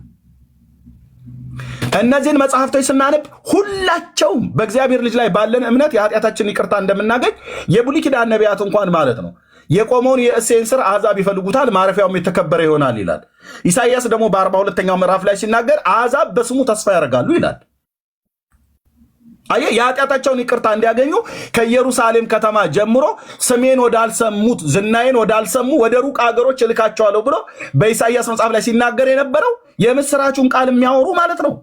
ከእስራኤል ቤት ብቻ አልፈው በአሕዛብ ሀገሮች ሁሉ ጭምር ወጥተው የእስራኤል አምላክ ከፀሐይ መውጫው እስከ መጠለቂያው ድረስ የተመሰገነ እንደሚሆን ለስሙ በስፍራ ሁሉ ዕጣን ያጥኑልኛል ብሎ ሲናገር የነበረው ትንቢት ጭስ ያጨሱልኛል እያለ አይደለም ዕጣን የተባለው የምስጋናን መስዋዕት ከፀሐይ መውጫ እስከ መጥለቂያው ድረስ ማለት ነው። ዝናዬን ወዳልሰሙ ወደ ሩቅ አገር ልካቸዋለሁ ብሎ ሲነገር የነበረው የጌታን የኢየሱስ ክርስቶስን ሞትና ትንሣኤ ብሎም አዳኝነቱን መሆኑ ነቢያቱ እንኳን በጥቂት ተረድተውት ነው ያለፉት። በኋላ ላይ ነው እውን የሆነው። ሂድ ወደ ዓለም ሁሉ ብሎ ማለት ነው። ቅዱስ የሆነውን የማይለወጠውን ለዘላለም ድነት የሆነውን የማይለወጠውን ወንጌል ከፀሐይ መውጫው እስከ መጥለቂያው ድረስ በእጃቸው አስይዞ ላከ ይላል። እነሱም በወጡበት አገሮች በገቡበት ከተማ ሁሉ ምድርና ሞላዋን ባህርና የብሱን በሱ ያሉትን ፍጥረታት ወደ ፈጠረ ወደ ሕያው እግዚአብሔር ዞር እንዲሉ ወንጌል እንሰብክላችኋለን ብሎ ጳውሎስ በዛ በአርዮስ ምንድነው በልስጥራ ደርቤ የተናገረው ማለት ነው። ምድርና ሞላዋን ባህርና የብሱን በሱ ያሉትን ፍጥረታት ወደ ፈጠረ ወደ ሕያው እግዚአብሔር ዞር እንድትሉ ወንጌል እንሰብክላችኋለን አለ። አየህ፣ ወንጌል የሚሰበከው መጽሐፍ ቅዱስን የሚሰብከው ወደ ሕያው እግዚአብሔር ዞር እንዲሉ እንጂ ወደ ፍጥረት ዞር እንዲሉ አይደለም። እኛ እኮ የምስራች ብለውን እኮ የሚነግሩን ቅድም እንዳልኳችሁ አቡነ ተክለ ሃይማኖት የሚባሉ ነበሩ በአፄ ገብረ መስቀል ዘመን በ12ኛው መቶ ክፍለ ዘመን ብሎ የሰው ታሪክ እኮ ነው የሚነግረን። ሁኬርስ እኛ ታዲያ ምን ይመለከተናል? አንተ በላይ ዘለቀ የሚባል አዎ ኢትዮጵያዊ ነበሩ እናውቃለን። አቡነ ተክለ ሃይማኖትም በታሪክ ውስጥ የነበረ ሰው ነው እናውቃለን። አዎ እኛ ምን ይፈይድልናል ብራዘር? እሱን ማወቅ እውነተኛ አምላክ የሆንከውን አንተን ያውቁ ዘንድ ነው ብሎ ያለው እንጂ ተክለ ሃይማኖትን ማወቅ ለኛ ከዘላለም ሕይወት አኳያ ምን ይጠቅመናል? ምንም። ከኢትዮጵያዊነት አኳያ ለታሪክ የምናነሳው ቦታ ላይ ልናነሳው እንችላለን። እንደ ታሪክ ደጃች በላይ ዘለቀ እንደምናነሳው፣ ራስ አሉላ አባነጋ እንደምናነሳው፣ አፄ ቴዎድሮስን እንደምናነሳቸው፣ አፄ ሚኒሊክን፣ መንግስቱ ኃይለማርያምን መለስ እንደዚህ እንደምናነሳ ልታነሳ ትችላል በታሪክ ውስጥ። ከዘላለም ሕይወት አኳያ ግን ተክለ ሃይማኖት ምን ፈየደልን? ምንም። ምን ፈየደልን? ምንም። ተክለ ሃይማኖት አልከኝ አብርሃም ምን ፈየደልን? ታላቁ አባት ጻድቁ አባት ምንም። ጳውሎስ ራሱ ምን ፈየደልን? ከዘላለም ሕይወት አኳያ ምንም። መልእክቱን ከማስተላለፍ አኳያ የጌታ የታመነ ሐዋርያ ነው። ጳውሎስ ግን ለእኔ ለዘላለም ሕይወት መዳን ምን ያደረገው ነገር አለ? ምንም። ሊያደርግስ የሚችለው ነገር አለ? የለውም። ታሪኩ ምን ነበር? ነፍሰ ገዳይ የነበረ ሰውዬ ጌታ ደማስቆ ላይ አግኝቶ ታሪኩ እስኪቀይረው ድረስ ተደባዳቢ የነበረ ነፍሰ ገዳይ አይሁዳዊ ነው፣ ፈሪሳዊ ስመጥር። ምን ፈየደልን? ለኛ ምንም። የፈየደልን የእግዚአብሔር ልጅ ኢየሱስ ነው። እሱን ደማስቆ ላይ ሲያገኘው ተገለጠለት። ስለዚህ ራሱ ጳውሎስ ነፍሴ በእኔ ዘንድ እንደማጠቅም እንደ ከንቱ ነገር ቆጥራታለሁ እስኪል ድረስ በሄደበት በገባባቸው ከተሞች ሁሉ ማለት ነው ቤት ተከራይቶ ሮም ላይ ቤት ተከራይቶ በተከራየው ቤት ጠርቶ አይሁዳውያንንም አሕዛብንም ይሄን ጌታ ነበር ይሰብክ የነበረው። በጢራኖስ ትምህርት ቤት፣ በተለያዩ አደባባዮች፣ በግሪክ በአቴና ከኢየሩሳሌም ጀምሮ እስከ ኤልዋሪቆ ድረስ ሐዋርያዊ ጉዞ ባደረገበት በባህር በየብስ ለድሃ ለሀብታም ለአገረ ገዢ በሰንሰለት ታስሮ በወታደር ትከሻ ላይ ሆኖ በምድር እየሄደ እየተራበ እየተጠማ የተሰበከው ከዳዊት ዘር የሆነውን ኢየሱስ ክርስቶስን እስከ መስበክ ድረስ እንደ ክፉ አድራጊ መከራን ተቀበል ብሎት እሱ ራሱ መከራ እየተቀበለ ለመንፈሳዊ ልጁ ለጢሞቴዎስ ሁሉ ጭምር ሳይቀር ሰብኮት ያለፈው ይሄ ነው። ጳውሎስ ከዘላለም ድነት አኳያ ምን ፈየደልን? ምንም። ማርያም ጌታችን ናት፣ ምን ፈየደችልን? ምንም። ብራዘር ወልዳለች አትበለኝ ታዲያ። እኔ ከዲጃለች የወለደች እኮ አላልንም። ምንም። ኦኬ። ለዘላለም ሕይወት ምን ያዋጡልን ነገር አለ? ምንም ያዋጡልን ነገር የለም። ነፍሱን የሰጠኝ አንድ፣ ስጋውን የቆረሰ አንድ፣ ደሙን ያፈሰሰ አንድ፣ ቤዛ የሆነን አንድ ነው። መስቀል ላይ የተንጠለጠለው አንድ። ከመስቀሉ ግርጌ ያሉት አብረው አልተቆጠሩም ብራዘርዬ። መስቀል ላይ የተሰቀለውም ከመስቀልም ግርጌ ያለችው ማርያም ቤዛ ናቸው አላሉም። ቅዱሳት ሐዋርያት አላሉም። መስቀሉ ግርጌም ያለ ዮሐንስ ርቆ የሚከተል የነበረ ጴጥሮስ አብረው አዳኞች ናቸው አልተባሉም። ዳርያስ አልተባሉም። አንተ የምትለው ሰውዬ ከየት አምጥተህ ነው? አልተባሉም። ርቆ የሚከተል የነበረ ነበር ጴጥሮስም ደቀ መዛሙርቱ ሌሎቹ ሁሉ ፈርተው። ዮሐንስ ምንም እንኳን መስቀል ስር ሆኖ እንዘ ይብል ወይሌ እያለ ብሎ ቢል ወይኔ እንኳን እያለ ቢጮ ቢያለቅስ ከጌታ መከራ የተነሳ መስቀል ግርጌ ነበር። መስቀሉ ግርጌ ነበረች ማርያምም ሌሎችም እንደዚሁ። ኦኬ። መስቀል ስር ያለው ሁሉ ያድናል ብለህ ካልከኝ የሮም ወታደሮችም ነበሩ መስቀሉ ግርጌ። መስቀሉ ግርጌ የነበረ የሚስቅም የሚቀልድም የሚተፋበትም የሚያሾፍበትም ነበር። መስቀል ግርጌና መስቀል አካባቢ ላይ ያሉ መስቀሉ ግርጌና መስቀሉ አጠገብ የነበሩ በሙሉ ያድናሉ ተብሎ አልተጻፈም። መስቀሉ ላይ ብቻ የሞተው ጌታ የእግዚአብሔር ልጅ ኢየሱስ የዳዊት ልጅ ኢየሱስ ነቢያት እንደተናገሩት ስለ ኃጢአታችን እርግማን ሆኖ በእንጨት ላይ እንደሚሰቀል የተነገረው እሱ ጌታ ብቻ ነው የሚያድነው። ስለዚህ ጌታ በሙሉ ብሉይና አዲስ ኪዳን ይነግሩናል። ስለሱ ሲነግሩ ነው ማርያም በታሪክ ውስጥ የገባችው። አብርሃም ስለሱ ሊነግረን ነው። አብርሃምን በታሪክ ውስጥ አስገብቶ የሚናገረን ዋነኛው አብርሃም አይደለም ብራዘር፣ ዋነኛው ይስሐቅ አይደለም፣ ዋነኛው ያዕቆብ ነው ብሎ ያለ ማን ነው? ማን ያለ? ስለ ያዕቆብ ለመተረክ ብሎ አይደለም መጽሐፉ የሚነግረን። የዘላለም ሐሳቡ እግዚአብሔር በኤደን ገነት የተበላሸ ነገር ስለነበር ያንን የዘር ሐረግን ተከትሎ ሲመጣ እነዚህ አባቶች በታሪክ ውስጥ ገብተዋል። ሲጠራ የአብርሃም የይስሐቅ የያዕቆብ አምላክ ተብሏል። ይስሐቅ አዳኝ ነው በፍጹም። ግን እግዚአብሔር የማን ነው? የይስሐቅ አምላክ ነው። የይስሐቅ አምላክ እንጂ አዳኙ ይስሐቅም አዳኝ ነው ተብሎ አልተባለልህም። የአብርሃም አምላክ እንጂ አዳኙ አብርሃምም አዳኝ ነው አልተባለልህም። የያዕቆብ አምላክ እንጂ የተቤዠን ያዕቆብም ይቤዣችኋል አላለም። ኦኬ። የሳራ አምላክ እንጂ አዳኙ ሳራም ታድናለች አላለም። የማርያም አምላክና የማርያም በስጋ ስለወለደችው ልጇ ነው እንጂ አዳኙ እሷም እሱም እነሱም ያድናሉ አልተባለም። ያው ነው ጠንፈፍ ያለ እኮ አልኩ። እንደዚህ ብለህ የምትተፋው እንደ ጉሽ ጠላ የምትተፋው እውነት እንኳን ማን ውሸት የለም እዚህ ውስጥ የለም። ስለዚህ የነዚህ አባቶች አምላክ ጌታችን ኢየሱስ ክርስቶስ የዘላለም አምላክ የአብርሃም አምላክ ያህዌ እኮ ማለት ታውቃላችሁ፣ ያህዌ እኮ ነው። የአብርሃም አምላክ እቤቱ ገብቶ ከሁለት መላእክት ጋር በሩን አንኳኩቶ የመጣለት ጌታ ቂጣ ጋግሮ ያበላው አምላክ በሰው አካል በሶስት ሰዎች ሆነው መጥተው እቤቱ የገባው ያህዌ የዛሬ ዓመት ወደ አንተ መጣለሁ አለው። ይስሐቅን ከሳራ ማህፀን እንዲሰጠው ተስፋ የገባለት አምላክ በጣም ይግረምህ አብርሃም ብሎ ማለት ነው። የአብርሃም አምላክ የአብርሃም ልጅ ተብሎ ሊጠራ ኪዳን እንገባለት። ሃሌሉያ! ኪዳን ማለት ነው። የአብርሃም አምላክ ያህዌ የአብርሃም ልጅ ተብሎ እንዲጠራ እንዴት ድንቅ ነው! የአብርሃም አምላክ የአብርሃም ልጅ ተብሎ ሊጠራ እዚህ ሽማግሌ ቤት መጣ ጌታ ሊወለድ። ስለተወለደም ማቴዎስ ሲጽፈው የዳዊት ልጅ የአብርሃም ልጅ የኢየሱስ ክርስቶስ ትውልድ መጽሐፍ እንዲህ ይላል ብሎ አለ። ይህ ነው ብሎ አለ። እንዴት የአብርሃም አምላክ የአብርሃም ልጅ ይባላል? የዳዊት አምላክ እንዴት የዳዊት ልጅ ይባላል? ምንም ዲናይ ሊያደርገው የማይችል የዘላለም እንቁ የሆነ እውነት የአብርሃም አምላክ የሰማይ የምድር ፈጣሪ ያህዌ በአብርሃም ቤት አንዲት ልጃገረድ ፈልጎ በሷ ውስጥ በመንፈስ ቅዱስ ግብር ተጸንሶ ተወለደ። አዎ ያ የተወለደው ትንሹ ማሙሽ ተብሎ የሚጠራው ቤተልሔም ይሁዳ ሲጸማ ነው ሲያለቅስ የነበረ እናቱ በወለደችው ሰዓት ላይ ይሄ ማለት ይሄ ልጅ ማለት ይሄ ሕፃን ማለት የአብርሃም አምላክ ነው። አዎ በዛ በቤርሸባ በነበረበት ሰዓት ላይ በሌሊት መጥቶ ተገልጦለት በራእይ ያወራው የነበረው። አዎ በመምሪያ አድባር ዛፍ ስር ሁለት መላእክትን አስከትሎ መጥቶ በቤቱ ቂጣ ተጋግሮለት እርጎ ጠጥቶ በልቶ የዛሬ ዓመት ወደ አንተ መጣለሁ ብሎ ያለው ያህዌ እሱ ነው። አዎ ቴንኬን አባት ይህን ሚስጥር ስለገለጥክልን ቴንኬኔ ጌታ። ለዚህ ነበር በነቢያት መጽሐፍት በዘመናችሁ አንዳች ቢተረክላችሁ የማታምኑትን ስራ እኔ እሰራለሁ ብሎ ያላቸው ማለት አንዳች ቢተረክላችሁ እዩ ተመልከቱም ተደነቁም ብሎ ነቢዩ ዘጋው። አየን፣ ተመለከትን፣ ተደነቅን። ከዚህ በለጠ ምን አለ? ወንድሞች እናቶች፣ በዘመናችሁ አንዳች ቢተረክላችሁ የማታምኑትን ስራ እኔ በዘመናችሁ እሰራለሁ። እዩ ተመልከቱም ተደነቁም ብሎ በዕንባቆም ነው በሶፎንያስ የተናገረውን ትንቢት አየን። ቢተረክልን የማናምነው ስራ ድንግል ሴት ወንድ ልጅ ሳይገናኛት ጸንሳ ተገኘች። አቤቱ ጌታዬ ሆይ የማይታመን ነገር ግን ሆነ። አምላክ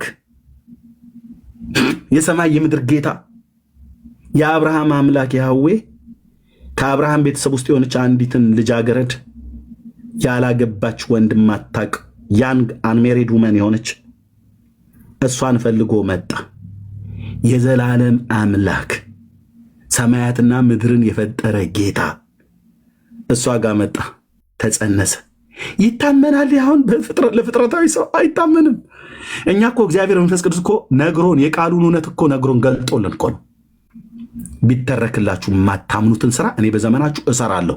እዩ ተመልከቱ ተደነቁ ማለት አየን፣ ተመለከትን፣ ተደነቀን፣ እየተደነቀን አለን። አምላክ በምድር ላይ ሰው ሆኖ ወክ ማድረግ ጀመረ። ከቤተልሔም ይሁዳ ይሄዳል። ሰላም ያላቸው ሰዎች ሁሉ ምን ብለው እንደመለሱለት አልተጻፈልንም። ያዩት ሰዎች ሁሉ ምን አይነት ኮሜንት እንደሰጡበት አናቅም። 30 ዓመት ሙሉ በሰዎች መካከል ነበር። ጌታ እኮ ጌታ አዎ እግዚአብሔር ብርሃን ወደ ዓለም ይመጣ ነበር፣ በዓለሙም ነበር፣ ዓለሙም አላወቀውም ይላል። መካከላቸው ተቀምጦ አላወቁትም።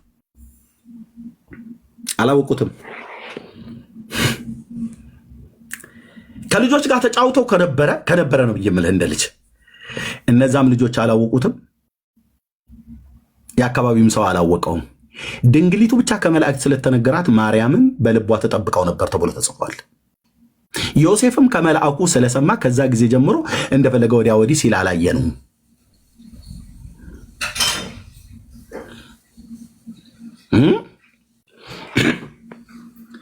ይሄ ጌታ ነው ለህይወታችን ለነፍሳችን ማለት ህይወታችንን ሊያድናት ህይወቱን የሰጠ ይሄ ጌታ ነው። ነፍሴን ሊያድናት ነፍሱን ቤዛ ያደረገልሽ ያደረገ ማንም ነፍሱን ቤዛ ካደረገልኝ ከኢየሱስ ክርስቶስ በቀር ለእኔ ቤዛ ሊሆን እግሩን ተቆረጠ፣ አይኗ ጠፋ፣ ቅንድቧን ተላጨች፣ አንጎታቸው ፈሰሰ፣ ወገቧ ጎበጠ፣ መቀመጫዋ ሳሳ ብለህ ምትል ምንም ወሬ ነገር አንዳች እንዲህ አይነት ነገር እንዳትነግረኝ መተህ አታበሳጨው። ስለ መንፈሴን መተህ አንዳች እኮ አልኩ የእንትና ስለ እናንተ ስትል ረጅም ጊዜ ተቀምጣ መቀመጫዋ ሳሳ፣ ወገቧ ጎበጠ፣ አይኑ ጠፋ፣ ፀጉሩን ተላጨ፣ ጥፍሩ ተነቀለ፣ እግሩ ተቆረጠ፣ ክንዱ ዞረ።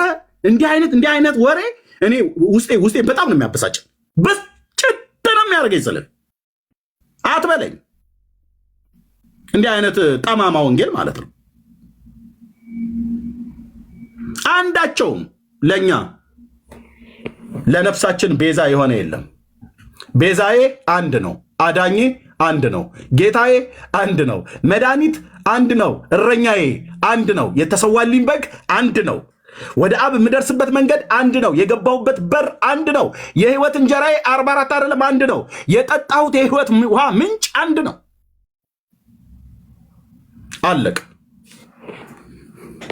አንዱ ጌታ የሁሉ ጌታ ነው፣ ለሚጠሩት ሁሉ ባለጠጋ ነው፣ የጌታን ስም የሚጠራ ይድናል ነው ያለው። ኢዩኤልም በትንቢቱ ጳውሎስም በመልእክቱ እነዚህን ፈርጥ የጌታ ነቢይና ሐዋርያ ሐዋርያው ጳውሎስን የጌታ ነቢይ ኢዩኤል የተናገረውን አንተ ዲና ያድርገህ የጌታን ስም የሚጠራ ይድናል ነው ያለው። የጌታን ስም የሚጠራ ይድናል ብሎ ያለው ሐዋርያው የጌታን ስም የሚጠራ ደግሞ ከአመፅ ይራቅ የሚል የተደላደለ ማህተም ቆሟል ይላል። ፒሪየድ። ኢየሱስ የዘላለም አምላክ አዳኝ ጌታ ነው። ኑ ወደሱ። አንድ ነቢይ አጠራልኝም ከሙሴ እስከ ሚልኪያስ እናድናለን ብለው ስለ ራሳቸው የተናገሩ አንድ ነቢይ አጠራልኝም ከሙሴ እስከ ሚልኪያስ ማለት ከሙሴ እስከ መጥምቁ ዮሐንስ አንድ ፍጡር ያድናቸዋል ብለው የሰበኩት አንድ እኮ ነው ያልኩ። ለሞት መድኃኒት ፈልግ አታገኝም። ኖህ ያድናቸዋል ብሎ ሙሴ አልተናገረም። ሄኖክ ሞትን ሳያይ የተወሰደው ያድናቸዋል ብሎ ኢሳያስ አልተናገረም። የአብርሃም አባት ታራን ያድናቸዋል ብለው የብሉይ ኪዳን ነቢያት ሕዝቅኤልም ኤርምያስ አልተናገሩም። ከአዳም ጀምሮ ከአቤል ጀምሮ እስካለ ከየዋሁ ከአቤል ደም ጀምሮ እነሱ ደማቸውን ያፈሰሱት ሁሉ ለሰው ልጆች በደልና ኃጢአት ስርየትን አይሰጥም።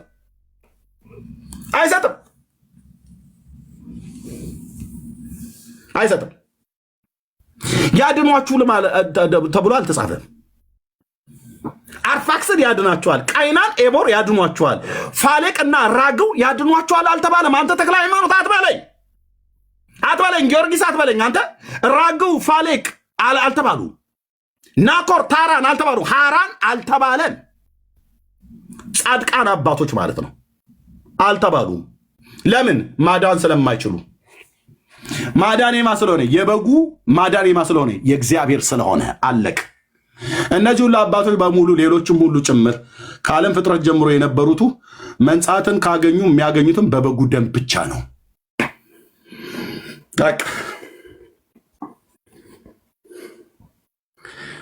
እንዴ እኛ እኮ ቸገረን። አንተ ከየስርቻው እየወጣ ማለት ነው ስማቸውን ማናቃቸው ትናንትና ገና እኮ አሁን እየተጸነሱ እኮ ልጆች እኮ አሉ ገና በእናታቸው ሆድ ውስጥ ያሉ ነገ ተወልደው ታቦት ሊቀረጽላቸው የተዘጋጁ ማለት ነው።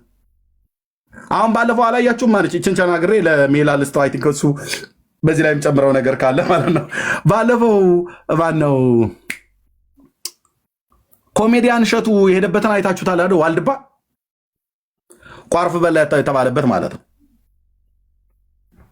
ባለፈው ተናግረናል። እኔም የሜላንም በኋላ ሰምቼዋለሁ የሜላንም ቪዲዮ። ቋርፍ ማለት የሰው ካካ አይደለም። እሺ እንደዚህ አይነት ነውር ተው። ቤተክርስቲያኒቱ ባላደረገችበት አትወንጅሉ። ባደረገችው እውነቱን እንናገራለን።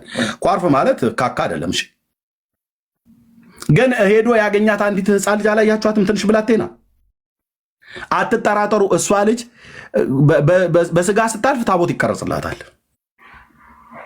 አትጠራጠሩ አልኩ። እማሆይ እንትና ተብላ ከልጅነቷ ጀምሮ ጥሩ ጸሐፊ አለ የሚጽፍላት ደብተራ ማለት ነው። መልክ ሁሉ ይደርስላታል። ከህፃንነታቸው ጀምረው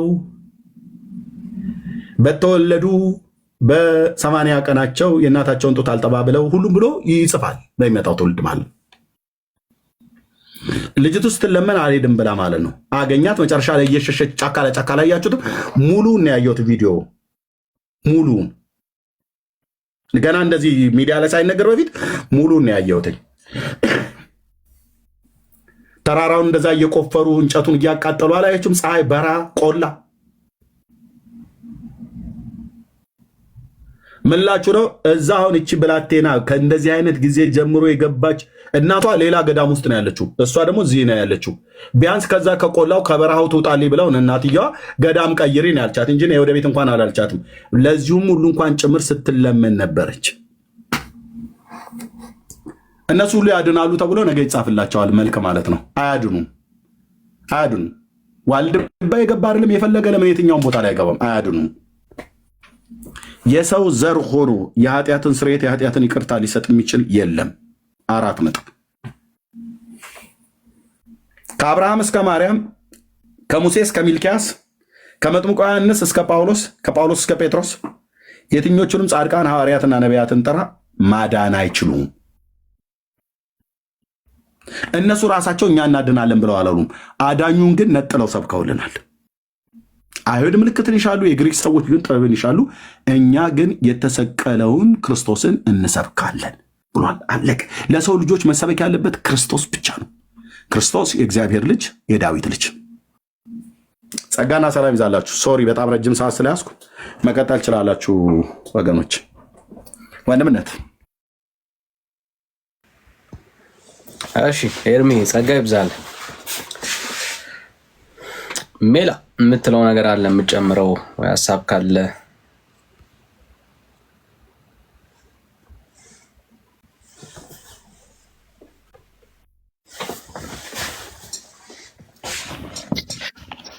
ኤርሚ ጥሩ አድርጎ አቅርቦታል።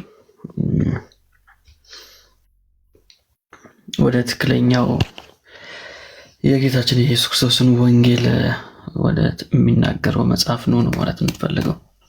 ወደ መጽሐፍ ቅዱሱ ገድላት፣ ድርሳናት የሚባሉት ሐዋልት የሚባሉት መጽሐፍ የተዛባውን የዘላለም ሕይወት ትምህርት ነው የሚያስተምሩትና ወደ ትክክለኛው ሐዋርያቶች ወደ ሰበኩት ትምህርት እንድትመጡ ነው። እንግዲህ ቀን ከሌሊት እዚህ ያለ ነው። ምናልባት ሰው ካለም ልናወራ እንችላለን፣ ግን ቲክቶክ ላይ ካሁን በኋላ የሚገኝ አይመስለኝም። ገድላትን በተመለከተ አዲስ የገባ ሰው አዲስ ቲክቶክ የከፈተ ሰው ካልሆነ የቆዩት የሚመጡ አይመስለኝም።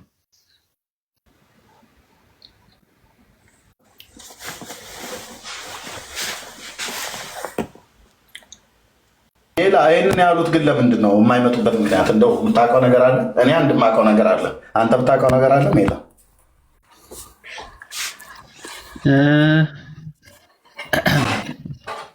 ያው እኔ ልምችለው ወይ የሚመስልህ ወይ የምታውቀው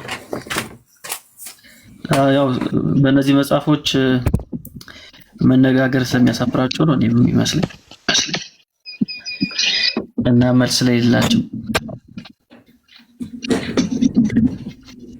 እነዚህ ነገሮች ነው የምገምተው ከምናየው ነገር።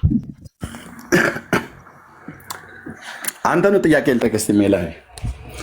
እነዚህ መጽሐፍቶች ጥራት እንደሚጎላቸው እንግዲህ በሊቃውንት ጉባኤ ስብሰባ በተደረገበት የባለፈው የዛሬ ዓመት ላይ በነበረው ስብሰባ ላይ ተናግረዋል። በፓትርያርኩ አፍ እነዚህ መጽሐፍቶችን እያንዳንዱን ለጥቅም ያውሏቸዋል አይደል? እስካሁን ድረስ ለግልጋሎት፣ ለጸሎት፣ አጋንንትን ለማባረር፣ ቡራኬ ለመሳተፍ፣ ሲታመሙ ለፈውስ፣ ለተለያየ ነገር ይዳስሷቸዋል፣ ያነቧቸዋል፣ ይጸልያሉ። ምንም እንኳን ጥራት እንደሚጎላቸው ብናሳያቸውም ከብዙ ዘመን ከብዙ ዓመታት በኋላ ቤተክርስቲያኒቱም ከላይ ያሉት ጀምረው አምነዋል። ታዲያ ጠዋት ላይ ቁጭ ብለው አንብባቸው ጸልየውባቸው ትራስኪያቸው ስር መኪናቸው ስር አንዳንዶቹም በቆዳ ሰፍተው በየብብታቸው በየብሽሽታቸው አስቀምጧቸው የሚመጡትን መጽሐፍት ለምንድነው መጥተው መነጋገር ያፈሩባቸው? ምክንያቱም ለአገልግሎት ይጠቀሙባቸዋል። ዕለት ዕለት ደግመዋቸው ጸልያቸው ነው የሚወጡት፣ ተሻሽተዋቸው ነው የሚወጡት። ታዲያ በራሳቸው መጽሐፍት ለምንድን ነው ያፈሩት?